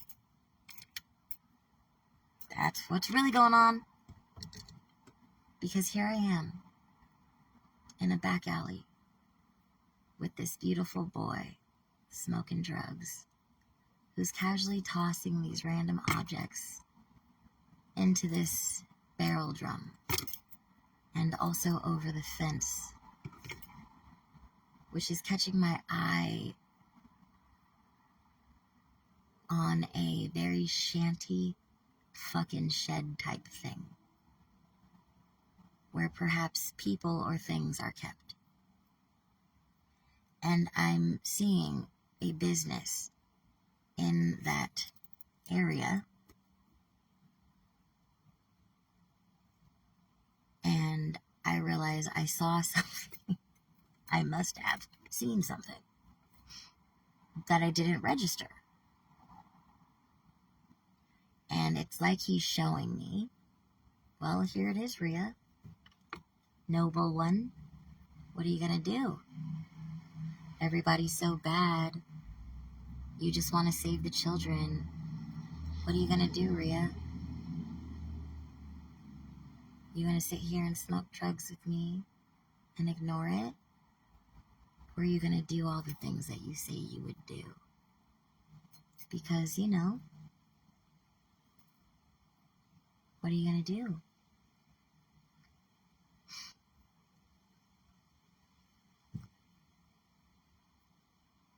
And I do nothing.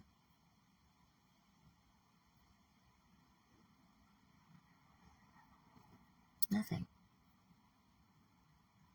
Actually, I let him lift me up and swing me around and hang me upside down in some trust exercise and shit.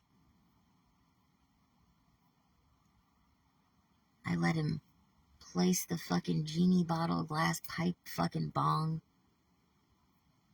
for huge puffs of crystal meth.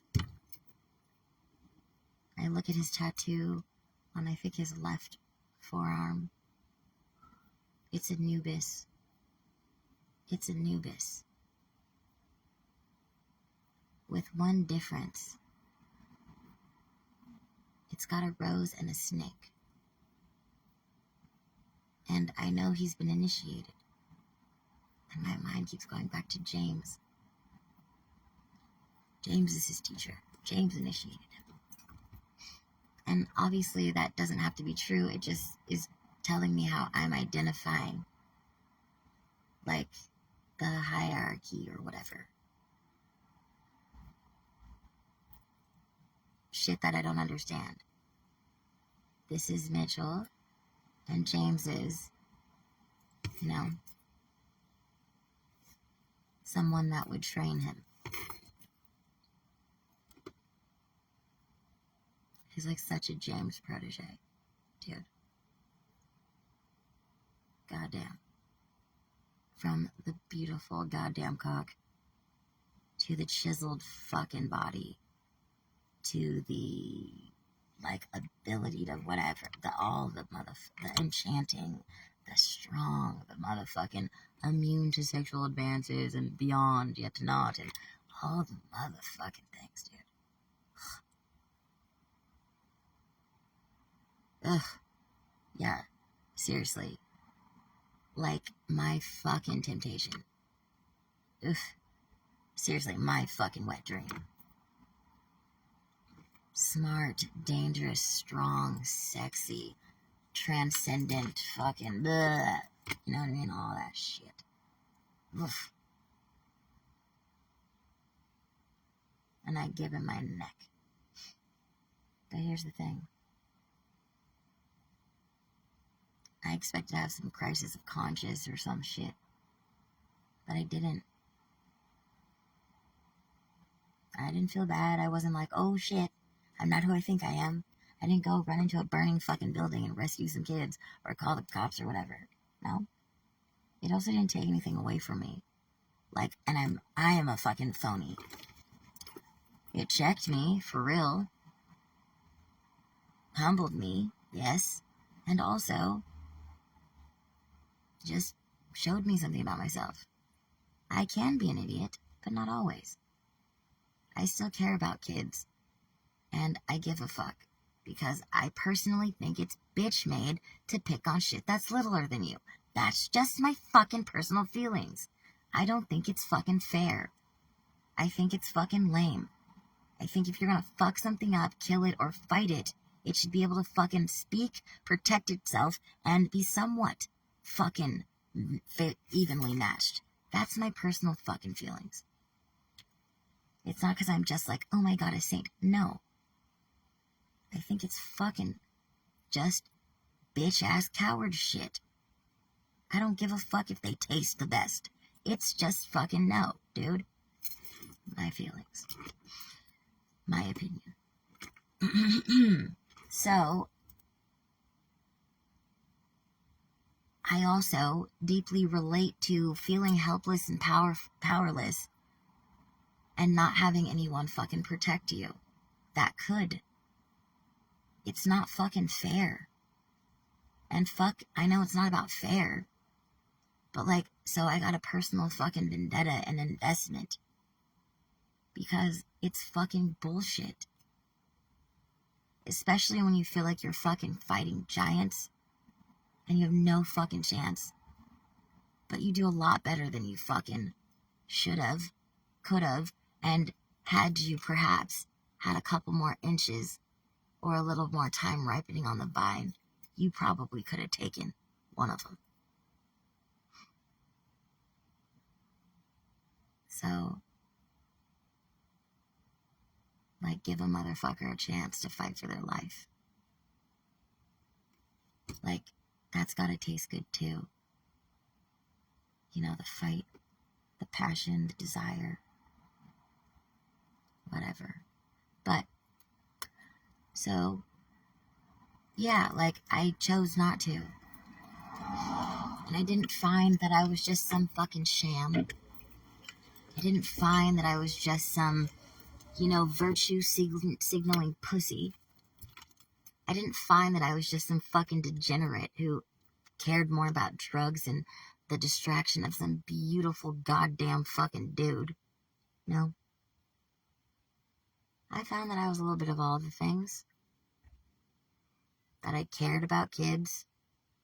That I chose not to do anything because the cost analysis was just as such that, like, What would any of the actions I take do? Would it be helpful in any fucking way? Truly, no. If anything, we're looking at kids being taken, putting into other systems where they'll be funneled around, abused, silenced, who knows, whatever. You'll get more fucking kids. It'll be whatever the fuck. Other things will happen. It'll actually just do more damage. It'll do a lot more fucking damage. It doesn't do anybody any good. It's just the illusion that I'd be helping the kids. I wouldn't. And that's confronting as fuck. That was the hardest part about it. Because I made the right call. But it was the wrong call. But it was the only call. And how do you fucking live with that? How do you get okay with that? Tough shit to swallow. But when I was able to really be honest, that was the conclusion. So, that's the call I made. And I am pretty certain that if there was some other thing or something presented itself or showed itself in which I thought there would be a real, genuine improvement or option available, I would have done whatever to, ensure that. But all that would do is bring more heat on me. And the fuck? What? Shuffle up the kids? What the fuck are the cops gonna... what is this really gonna do? Nothing. Nothing. Nothing but makes shit worse. That sucked. That sucked. And that is just how shit is sometimes. And that's very hard. I don't feel too dissimilar in the position that I'm in. Whatever the fuck that is, y'all, because I don't know what the fuck. But there's a similarity, right? Yeah, I'm over here talking to people about it and I'm doing whatever, but with the awareness of that very similar, it doesn't feel like a perspective. It feels like just a truth. Don't be an idiot and just really look at shit for what it is. Not trying to be pessimistic, just really assessing. Based on what I'm seeing, there isn't really shit anybody could fucking do. So, that's why this bitch is not going to institutions and people that are designated fucking whatever. Nope. No. I do think, oddly enough, for whatever reason, I do think that James and Natalie could do something about it. I can't shake that feeling. My mom cannot do anything about it, but she wouldn't even if she could. James and Natalie could do something about it. I feel if there was someone, anyone, anything that could do something about it. And therein lies my problem.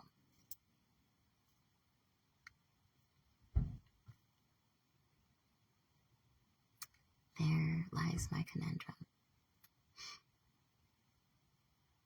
And that is the reason why Rhea is naked on her knees at the edge of the bed, overdosing on Oxy, begging James and Natalie to make it stop.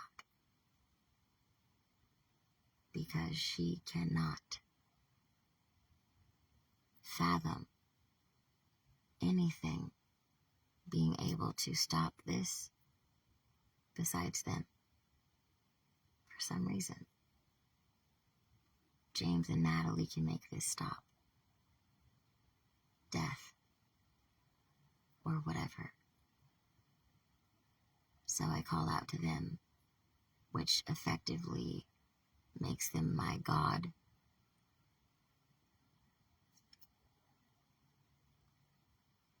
Or whatever.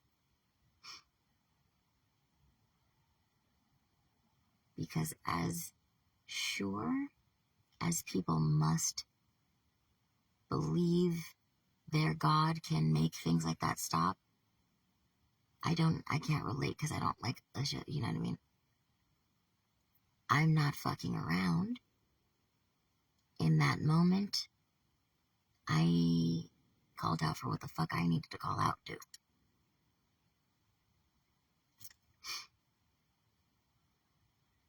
So I called out for them.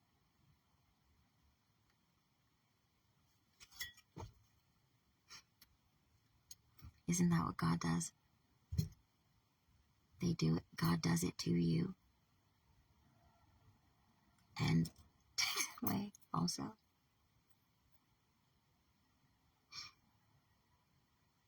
I knew I was gonna die. I knew I was.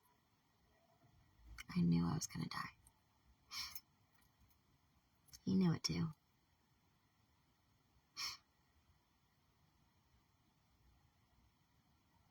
He knew it too. And I wake up, and who do I see? The loving couple in matching maroon on their way to Janine's baby shower. Lucky me.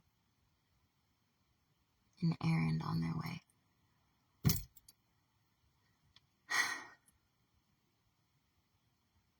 Aren't I lucky? I am. I am lucky that they were so close. I am lucky that James can act urgently and do what's necessary under pressure when every second counts. He sure can.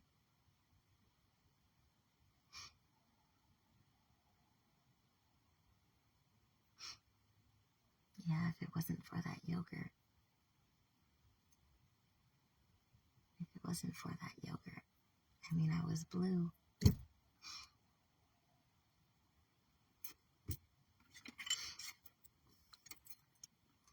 And I was pissed as fuck to be alive.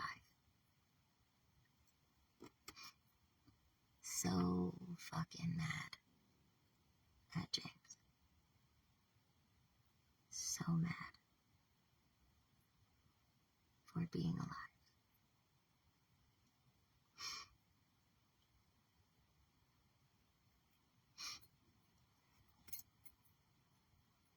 Also very clear. Very, very super duper crystal clear that I was alive only because he chose to have me be alive. Like, for real. He chose to save me. He chose to save me. And did.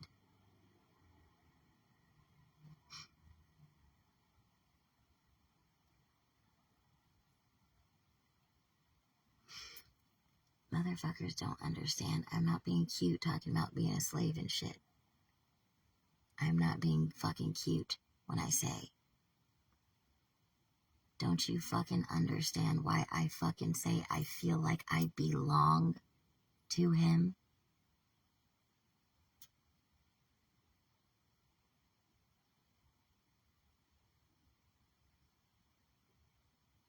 And Natalie as well, but like, I just feel like some weird shit of like, Natalie's allowing this. Like, I think he was telling the truth about I'm like his Jubilee or whatever the fuck that means. I'm so pissed the fuck off for, like, being so fucking attached and bonded to them. I'm so pissed. Because yes, it's the fucking programming and all the fear and all the blah blah, you know, but it's not just that. And I fucking know that and see that. It's not all just that. I'm not just a fucking machine that's been programmed and shit. There's a part of me, you know what I mean, that like, and that is so very fucking upsetting. It's upsetting.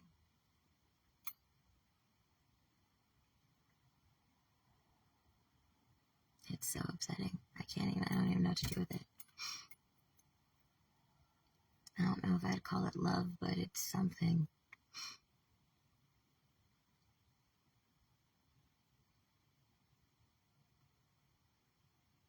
I cannot reconcile that shit. I cannot make that make sense.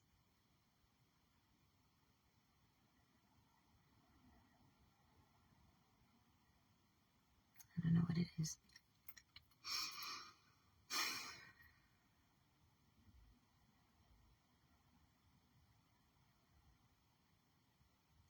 Fuck, dude. It's like, I literally, like, hate him. Like, truly. And simultaneously, fucking love him. Obsessed with him. Obsessed with him.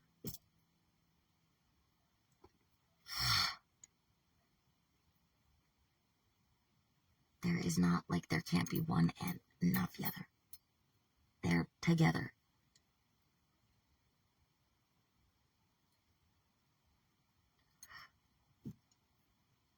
With the certainty that I know he does not love me. You know what I'm saying? No delusion, no fucking twisty weird shit. No.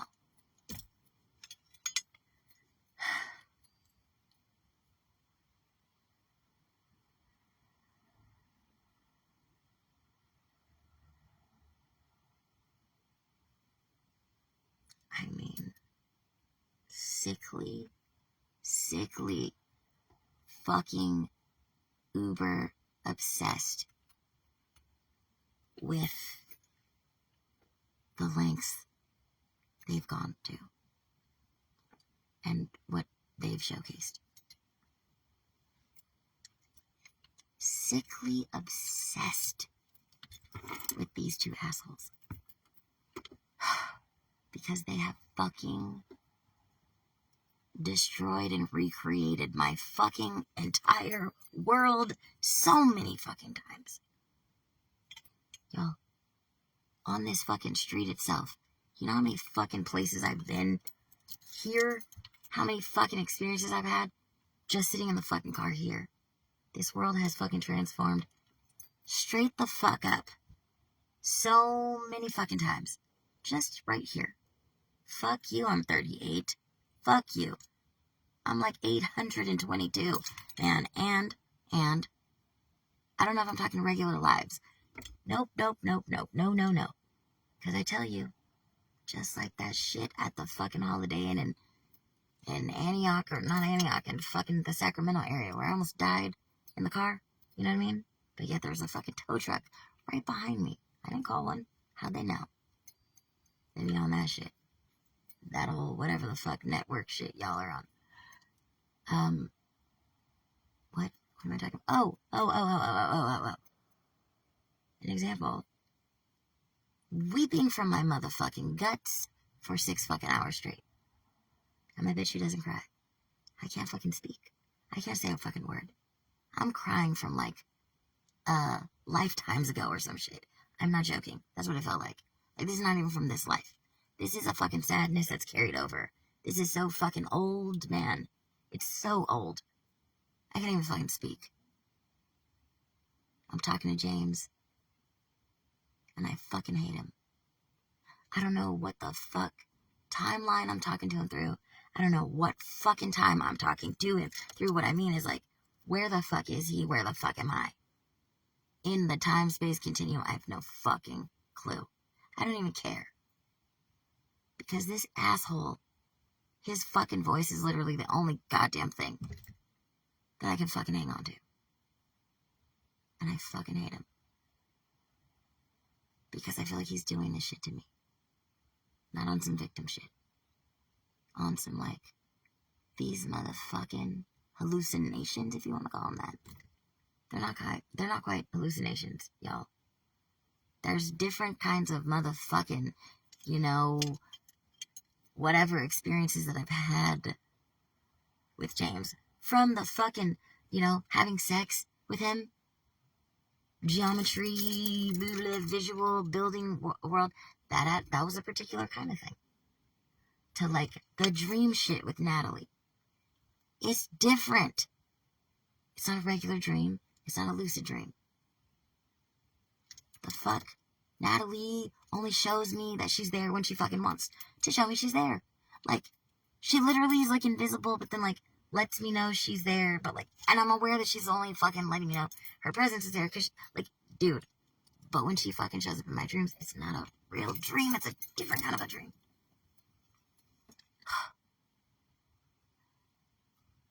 Okay. Then you've got the fucking moments where time shifts around James. Like, for real, yo. Like, shit shifts around him. The fucking world, time changes. I swear to God. Be fucking me up. Because, like, in those super connected heart fucking moments, I swear everything goes, like, dreamy, fuzzy, in and out of fucking time shit. It has its own texture. But it's consistent, because it's then, like, when we're having fun and he's in a different kind of energy, it's like a different kind, almost like transporting type, like, I don't know how to explain it. Then there's, okay, so there's like the sex stuff with the visuals. Then there's the crazy shit, like I put my motherfucking head to his chest, to his back, and I see fucking rainbow dragon breath seeing out his motherfucking eyes, traveling down his goddamn nervous system and his blood. And I'm a dragon. But he's a dragon. And I think I'm fucking crazy. So I lift my head away from his fucking back. And nope, everything's fucking normal. And here Rhea goes back again. And I put my fucking head to his back. There I go again. Woo! Spiraling fucking down. I am his breath. Traveling down a fucking tube. And I'm seeing this light at the end of the tunnel, but it's not a fucking light, yo. It's the slit of his eyes. And I'm seeing behind his eyes, I'm a fucking dragon. And it's a rainbow color inside. And when he breathes in and out, the colors change. It's like the texture. Y'all, what the actual... I do it again. Yo, I'm not on drugs. I'm not fucking sleep deprived. I'm just like, what the fuck is going on? But I check my work, so I go back, and then I put my fucking head right back on his fucking back. Guess what? Woo! There we are again. Fuck is going on? Then, after the vampire shit with Mitchell and Homeboy in the parking lot, James meets me at the Garden Lanai and brings me tacos. And I'm certain that he's a vampire king or some shit. And I've been a bad girl.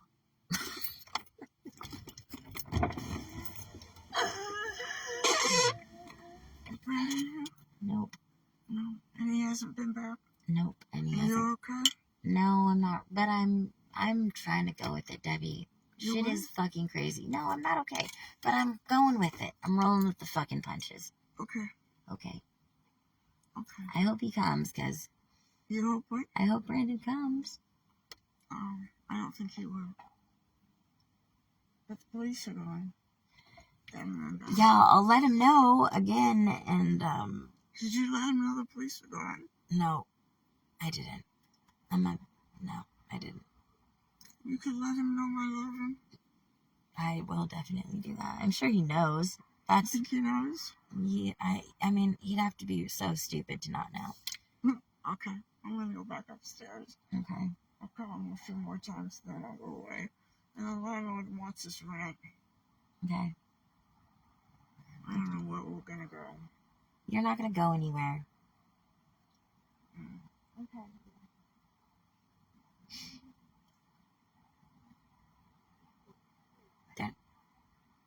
Huh?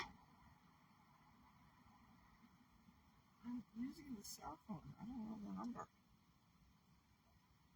Do you need the... Wait, what do you mean you're using the cell phone? What number? What?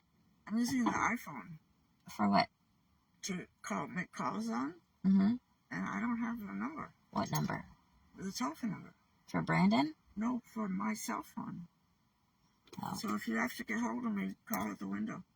Oh, but I have your phone number. You have my phone number? Uh-huh. I don't know if it's right. Okay. Okay. Well, I'll holler out the window. Okay. Or just come up Okay. and knock on the door.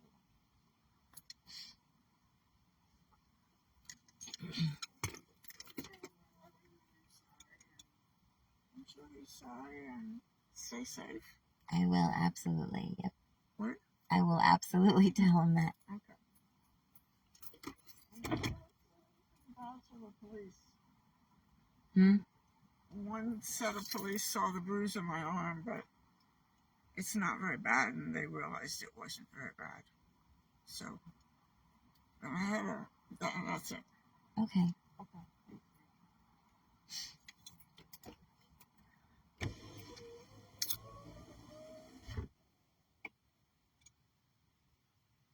Where am I? What am I? What's happening? Why am I not crazy? This is so mean. Yo, dude, for real, who needs drugs? Life is a trip. For real.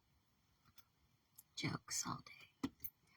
Alright, she's a dragon too. She ain't that little. She is not that little. She's got powers I don't even know how to fucking even it just, you know, like I've deemed one of the only one I can fucking see is Hellivision, is what I call it. Oh, I cracked myself up. Whew. No, but for real. She can see through time in all directions and shit. And, like, I don't even know how to explain how she fucking can see. Because it's like, I can't see how she sees, but also, she did this thing once, which I thought was very telling. Brandon brought her a bouquet of mine, me and the flowers, and he put it in front of her, and she looked at it, because he wanted her to see it. And she stared at it for a second, took it in, and she said, I've never seen myself like that before. And I thought, wow, that is so interesting. That is so interesting. Like, y'all, what? That's a dude, like, what? What? Talk about a view. I mean, I've never even considered just, looking at something like, oh, that's not, like, don't get me started. The fuck? Oh, my God. Alas. It's so funny, people have been mentioning Debbie and Brendan having, like, fucking cameras all over and shit, and I don't know why, but for me, I mean, I always knew they, like, had cameras, but, like, I just would always kind of laugh to myself and be like, they don't even motherfucking need cameras. Y'all. Like, do you get that? Like, they can hella see. Like, fuck a camera. You know what I mean? Who gives a fuck? They can fucking see. They can see it all. They can both see it all. The cameras might just be for some weird, creepy, like, sexy shit or whatever the fuck. But, like, you know, and that's its own shit. But again, I mean, where the fuck I'm at? Who gives a fuck that you're surveilled all the time? Like, it's all, and all the things, and blah, blah, blah, blah, blah, you know. Fucking least of your worries. So, okay, what else? Okay, see, there's different types of, like, you know, whatever the fuck you call that. Then there's, you know, not quite the dream. James didn't really come to me in dreams. It's been bizarrely fucking, like, waking life trips. You know what I mean? But there I'm at the fucking hotel. And I am not good. I'm not good. So many revelations, so many fucking things. Everything is so heavy. Like it all shouldn't even fit in a day or a year or a lifetime. These fucking boulders of shit. And I hate him so much. Because it's like he is my ultimate fucking punisher. My goddamn, like, perfect, stupid, poetic torturer. And I fucking hate him. I fucking hate him. Because I know that he doesn't love me, but he's created something that's almost like trumped love, which normally you wouldn't be able to do. But here, the way things are, yes.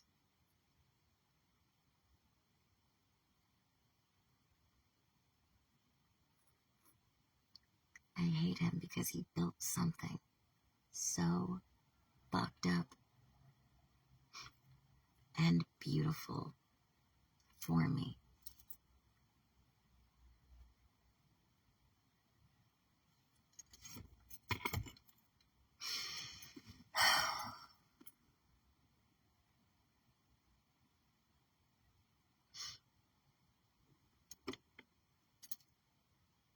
Because he knows me so well, it's annoying. Which is also why it hurts so much every time he acts retarded on purpose. Every single thing that he does. Every breath, every word, every pause, every body language, every fucking thing. God damn it. Every fucking thing is a fucking choice.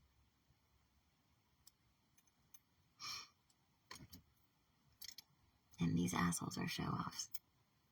Okay. That's just my way of putting it. Like, okay. So, yeah. Got me all types of fucking wound up. I don't need anybody to cast any dumbass binding spells on me. Fucking assholes. One-stop shopping with James. Fuck. Yes, I know Natalie helped and blah da da da da da da da. But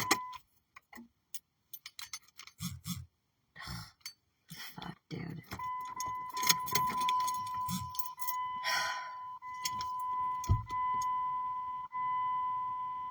Anyways, here I am again, having some fucking otherworldly, inworldly fucking simultaneous goddamn fucking experience. This was different. This was a new one.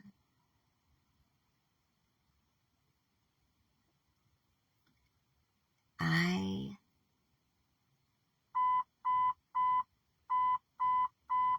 am crying from another fucking time.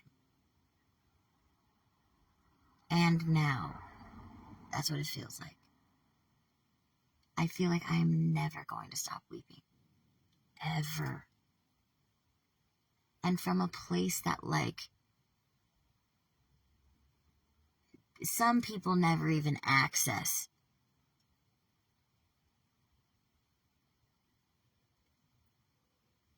And eventually, I don't know why, like, I'm sitting in the parking lot. I know I'm in Sacramento. And James is on the phone with me. And everything is shifted. I don't remember exactly what the fuck was going on, but like, something had shifted, really. And we were like at a different phase of this whole shit. And I was motherfucking beside myself. Like, people do not motherfucking understand what the fuck I'm, like, actually going through, feeling, being in any fucking given day. Like, not saying I'm, oh, no, like, no, dude. I'm saying I might be a bad liar, but I have a pretty good fucking poker face because my shit, I'm not showing what the fuck I'm going through. People do not have any fucking idea where the fuck I am half the time, what the fuck I'm experiencing. So, that is to say, I am, when I say like, yo, I can't exactly explain what the fuck happened or occurred, but there's a shift and it's so significant. And I am utterly, completely fucking side myself in every fucking way. In every fucking way. And in none of the ways can I fucking begin to touch it with language. And this is layered and in ways I don't even fucking... And it all has to do with James. Fucking singularly.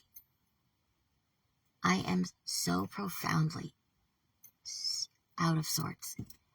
So, like, beyond inconsolable. And I'm like, that's one dimension, one fucking thing. I'm talking like, stretch this out and fucking, in so many times, like, yo.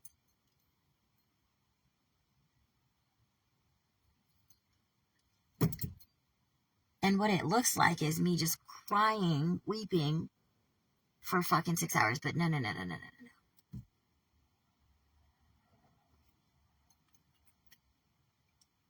I mean, existence should have fucking tilted and fucking crumbled or some shit. That is like the magnitude of what the fuck. Because I believe this is so fucking bizarre, okay? But it's like the jig is up, right? It's like he, like, what I've been dreading is here. And I really don't want it to be. And he knows that. But I am relentless and essentially begging him to tell me the truth, which he will never fucking do. I know that. I don't really understand why, but it's something that y'all don't know. He can't. And like, more than anything, I am begging him to tell me the truth. The truth about what? About who he is.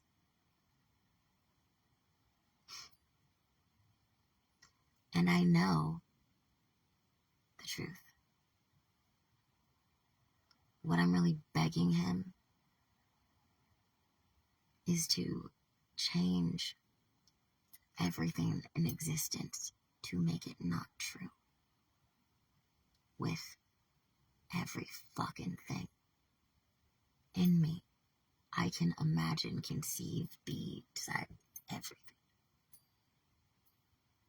Just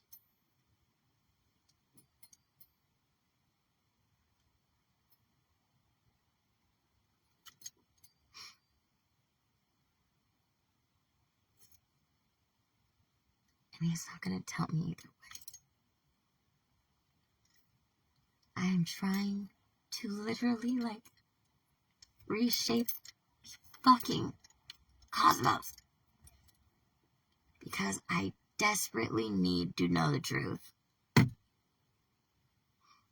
I know the truth and I don't want to know. And that's what I'm really begging. And I can both see and not see. And I'm asking him in some weird way. Like, looking at what this is.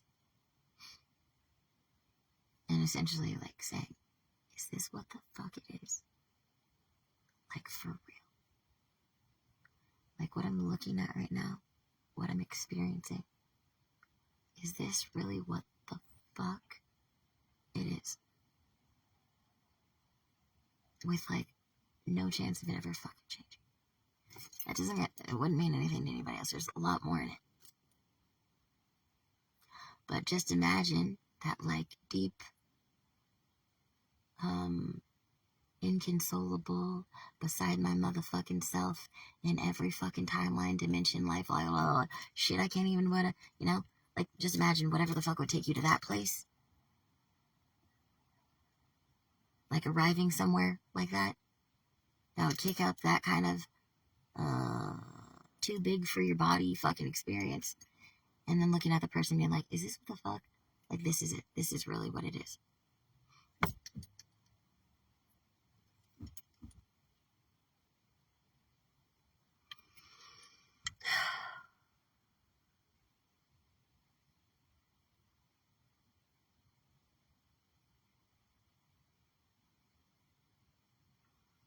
This whole entire, like, conversation that I'm not even really having with them, but having is, like, in the energy. It's not a real fucking conversation. But it is. And I really don't do begging, but I was begging for me. Like, really, truly.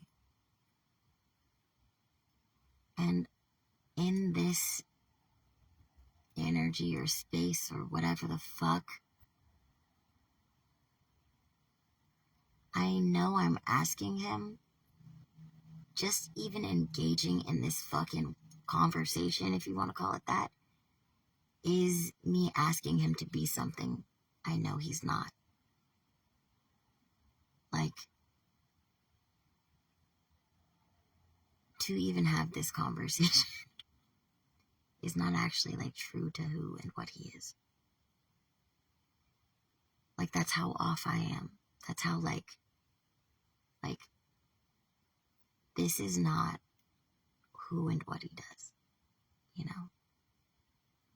This is, like, something that, like, it's so far out of, like, my understanding of even what I think I know of him.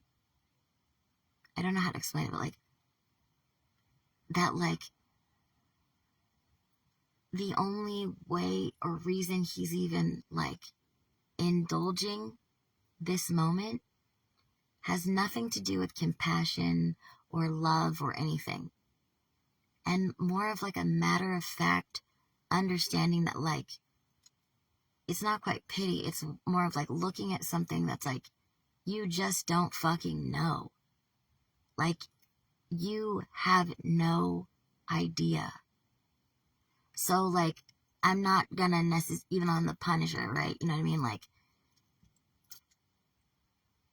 you don't fucking know. Like, so all the things at my disposal that I would use or rely on, like, are useless. And I can't comprehend that. And And so it was just simply like a more scientific and math, you know what I mean? It wasn't, because it's very easy to interpret that as like an act of mercy or fucking love or whatever. It's not that. Just simply kind of like looking at something that's like, I don't want to say like too stupid or whatever. It's like, you're like, this is, I don't know how to explain it. Like, you don't even know how to, like, this is just something you don't fucking know and you can't know. So, like, just, whatever. I don't know how to explain it, but, that's all to say that, like, any of the, like, human weird things or the things that would normally fucking, like, exist that would be, like, things to access or touch or relevant or fucking whatever. Like, none of them mean shit in whatever space this is. Like, they don't, nothing. Like, I don't know. It's very weird. Which, actually, whatever the fuck that is, like, it makes sense as to why, like, he's impossible to reach when he wants to be. It's why, like, when James is distant, he's unfucking bearably distant. Oh my fuck. He's fucking sucked the goddamn air out of the entire fucking house. You're so fucking far away. And there's no fucking way I can reach you. Makes sense. Because he is that far away. He is that far away. And there is nothing I possess or have that can reach him. For real. Which is insane. Because do you know how close he gets? Do you know how deep and in you he gets? Do you know how alive you feel? Do you know? Like, you know what I'm saying? Okay, cool. Now subtract the fucking space and distance of where the fuck he goes when he is gone. And he takes you with him. That's all to say. Silent treatment is a motherfucker. It hurts like a motherfucker.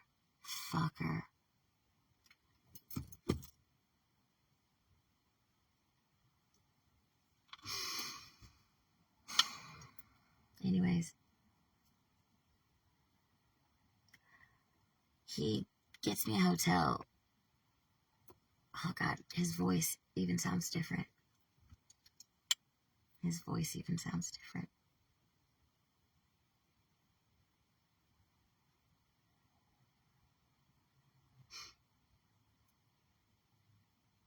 Every fucking tone, every fucking sound.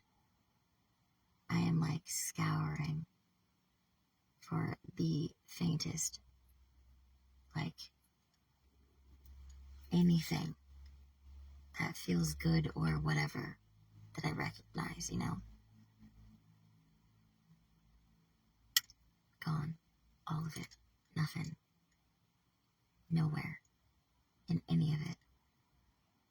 It is like the equivalent of how I feel every time James and Natalie move my shit out of his space.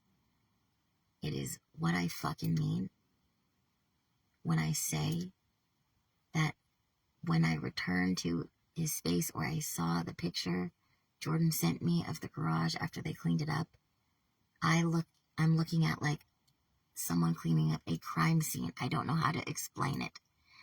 The fucking straight up fucking, like, it triggers deep fear in me because of how they clean up that energy. Y'all, my God, dude. People don't fucking understand what the fuck I mean. I don't even fully understand what the fuck I mean. Y'all. like I never existed there at all. Like that's the only way I know how to fucking explain it. As if my energy had never fucking been in that house anywhere, ever, ever, ever, never. That's how thorough. It's not just cleaning up some shit. Dude. That's some scary shit I don't even fucking know. It's fucking frightening, dude. That's all I know. Is that it scares the holy fuck out of me. Why? I don't know. I don't fucking know. I don't know. But like, why would someone do that? How the fuck does anybody do that? That's like no fucks around, like, not one fucking little nothing. That shit is crazy. And I'm pretty sure that they do that shit without fucking communicating. It's like a dance. They do. The two of them. I could fucking bet you. That shit's even crazier.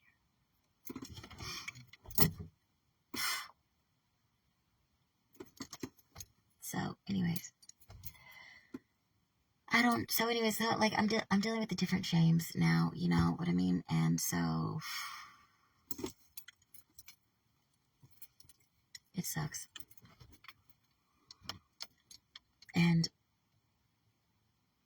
my intuitive hit on this, James, whatever the fuck, is, this fool does not, like, look, if, like, it's like a business or a fucking whatever the fuck, like, James doesn't deal in fucking niceties and fucking, you know, compassion and sweetness and fucking, like, no.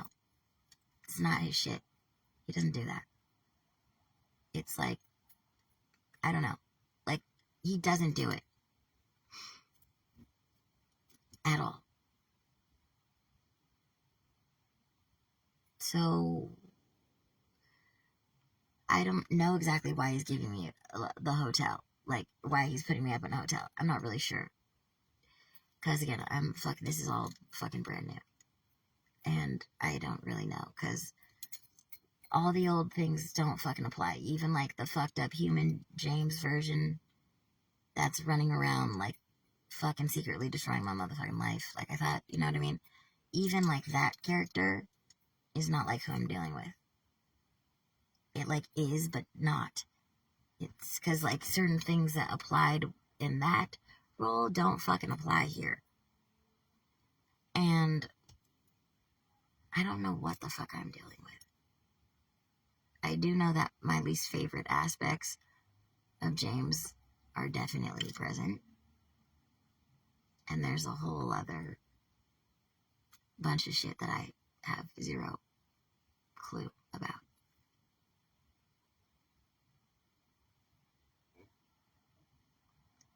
He feels like something I've never felt before. And, like, he's both here and not. He's, like, I mean, I want to say, like, it feels like older. But, like, time is not, it's not a time, like, time doesn't translate.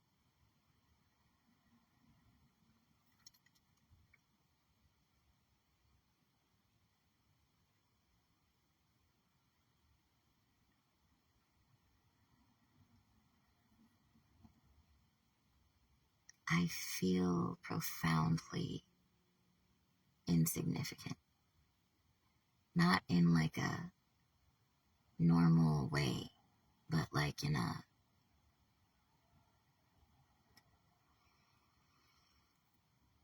fuck, it's so hard to explain, like,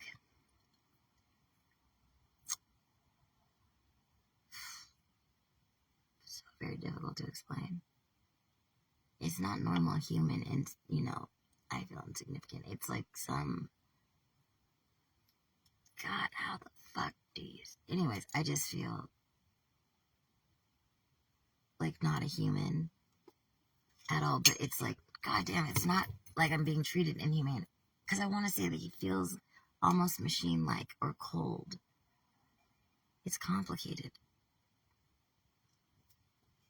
Because it's kind of like both. But it's kind of like the machine aspect would produce a coldness, but then the coldness would also produce a machine. And then there's also this other thing, which is like the you're so old type shit, which would be like the like kind of cold machine likeness that may come from being so old or some shit. Maybe I'm infusing with fucking vampire shit, but I'm just saying.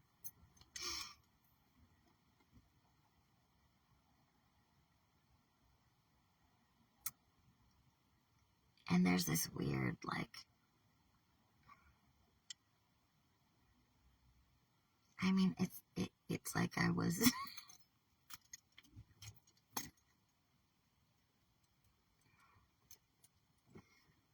I don't know, dude. Something to do. Like to play with for a little bit, but it's like so insignificant. Like, really. But like in a way where, bizarrely, like what's so, like dumbfounding is like,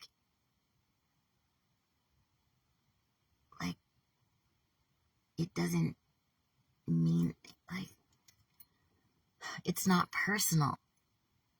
Does that make any motherfucking sense? I don't, like, that, like, there was some very bizarre, that's how it felt. All of this. And there's some weird fucking texture, like, it's not personal. But it's so personal. But it's not personal.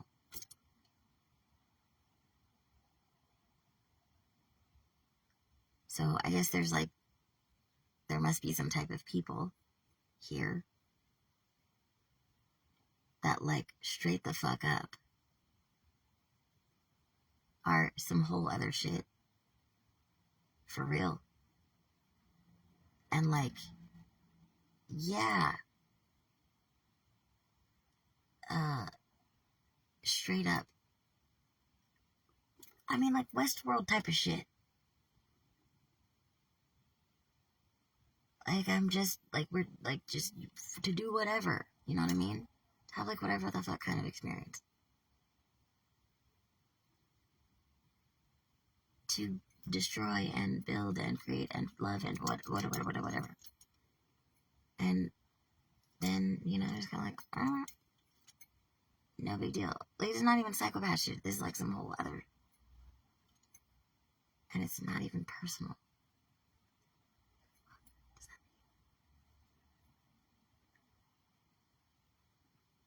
It's like, just, what the fuck? You do? I mean, I don't want to say it like that, but like, that's how it comes across.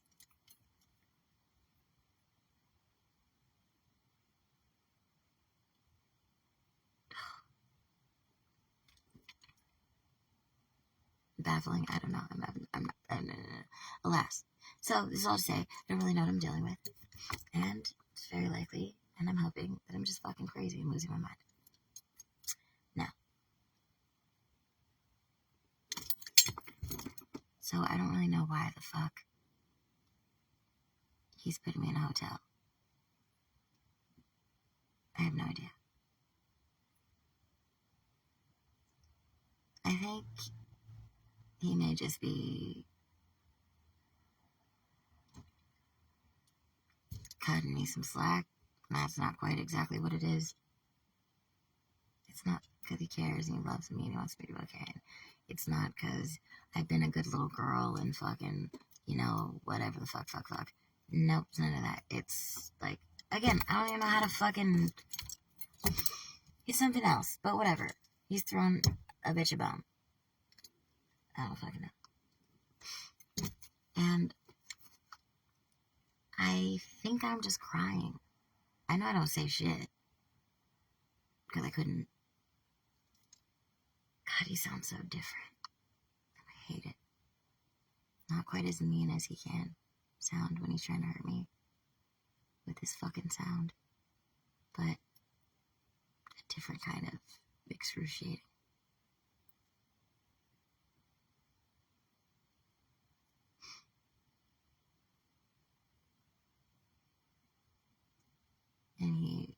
It's unwavering. Like, he will not. That's the thing that's also so devastating. It's not just that you can't reach, you can't find, it's going on, and it's that, like, there's certainty that he's not going to move, not going to budge, not gonna waver, not a fucking crack, nothing. And that sucks.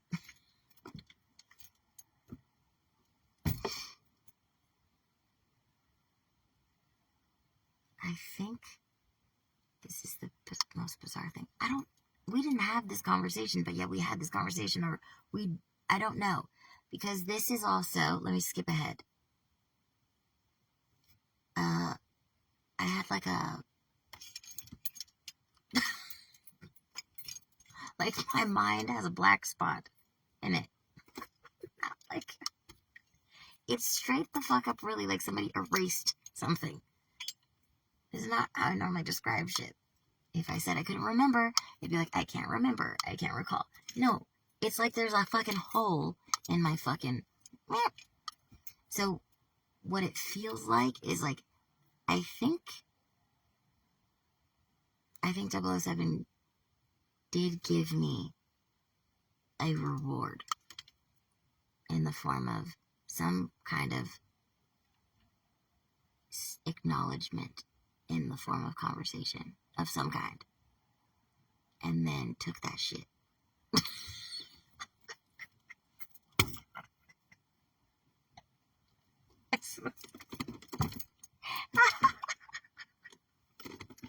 Oh my god. No, but for real. This would be so terrible for anybody who does not totally geek out by just watching weird shit happen to their system. This would be terrible. Because it's my only fucking saving grace. That I'm like, what's going on? And oh, fucked up shit is happening, but let's try to understand and watch what's happening. Like, fuck, dude, if I didn't have that, I probably would have killed myself. If you can even do that. Shit, I wouldn't be surprised if these people can... Ooh, what the fuck? Anyways. Yeah, it was the most bizarre feeling. As if we'd had this whole conversation, and the gist of it was... I'm just gonna say how it sounded to me or felt, and even though I have no memory or recall of it, and I don't really understand. This is what it is. This is how it's always gonna be. It's not gonna change. And yes, you belong to me.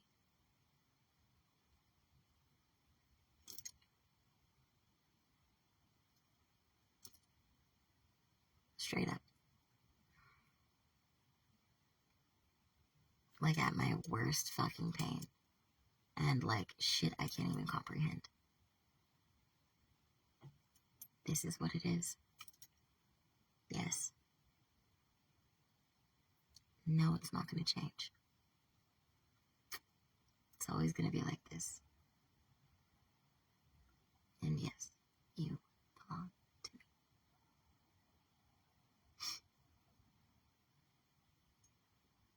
And that was mercy. That was the reward. Giving me that.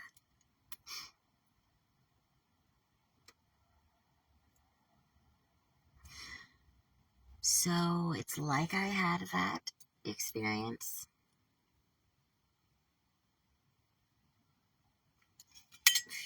And it was gone, straight up, mind wipe. I didn't take more than, it needed to. And I kept crying, and I could have sworn, for real, what it felt like at some point. Like when I closed my eyes in between weeping, I was in a different life. And in that life, it was like another weird version of this. And I was inconsolably fucking sad. like, so deeply fucking sad. My sadness is heard and felt outside of motherfucking time. And it's because it's quiet. I am his wife. And it's the same thing, but different. I don't know the details, but I'm walking around in this life feeling myself. And he's doing the same thing. He's systematically, like, killing me with love and the absence of love. Uniquely, quietly, for me, slowly. Like, pieces of my soul, my essence, my desire, all of these things. Like, meticulously, poetically, surgically, subtly, like someone who has all the time in the world, who defies what the fuck a master is. Fuck a master. I have all the time. So he takes his time. That's all we have. And he kills me with everything. In the most unbelievable way. It isn't this brutal, bloody, it isn't this, it is as if, like, through these ways you would never believe, like an entire different language is built in silence through my pain.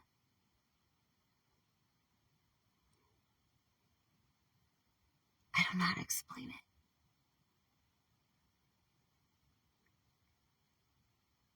I have no idea how to explain it. But I feel like I'm there forever. Forever. Forever. I am so fucking sad. It's like an infinite motherfucking.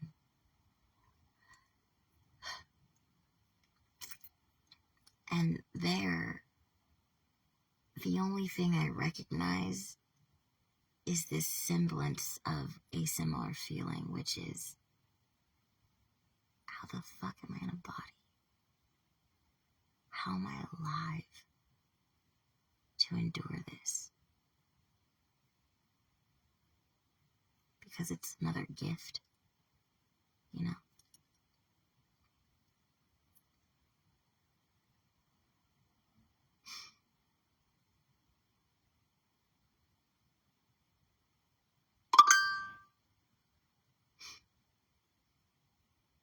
I'm like a fucking cave in this, like, wilted woman.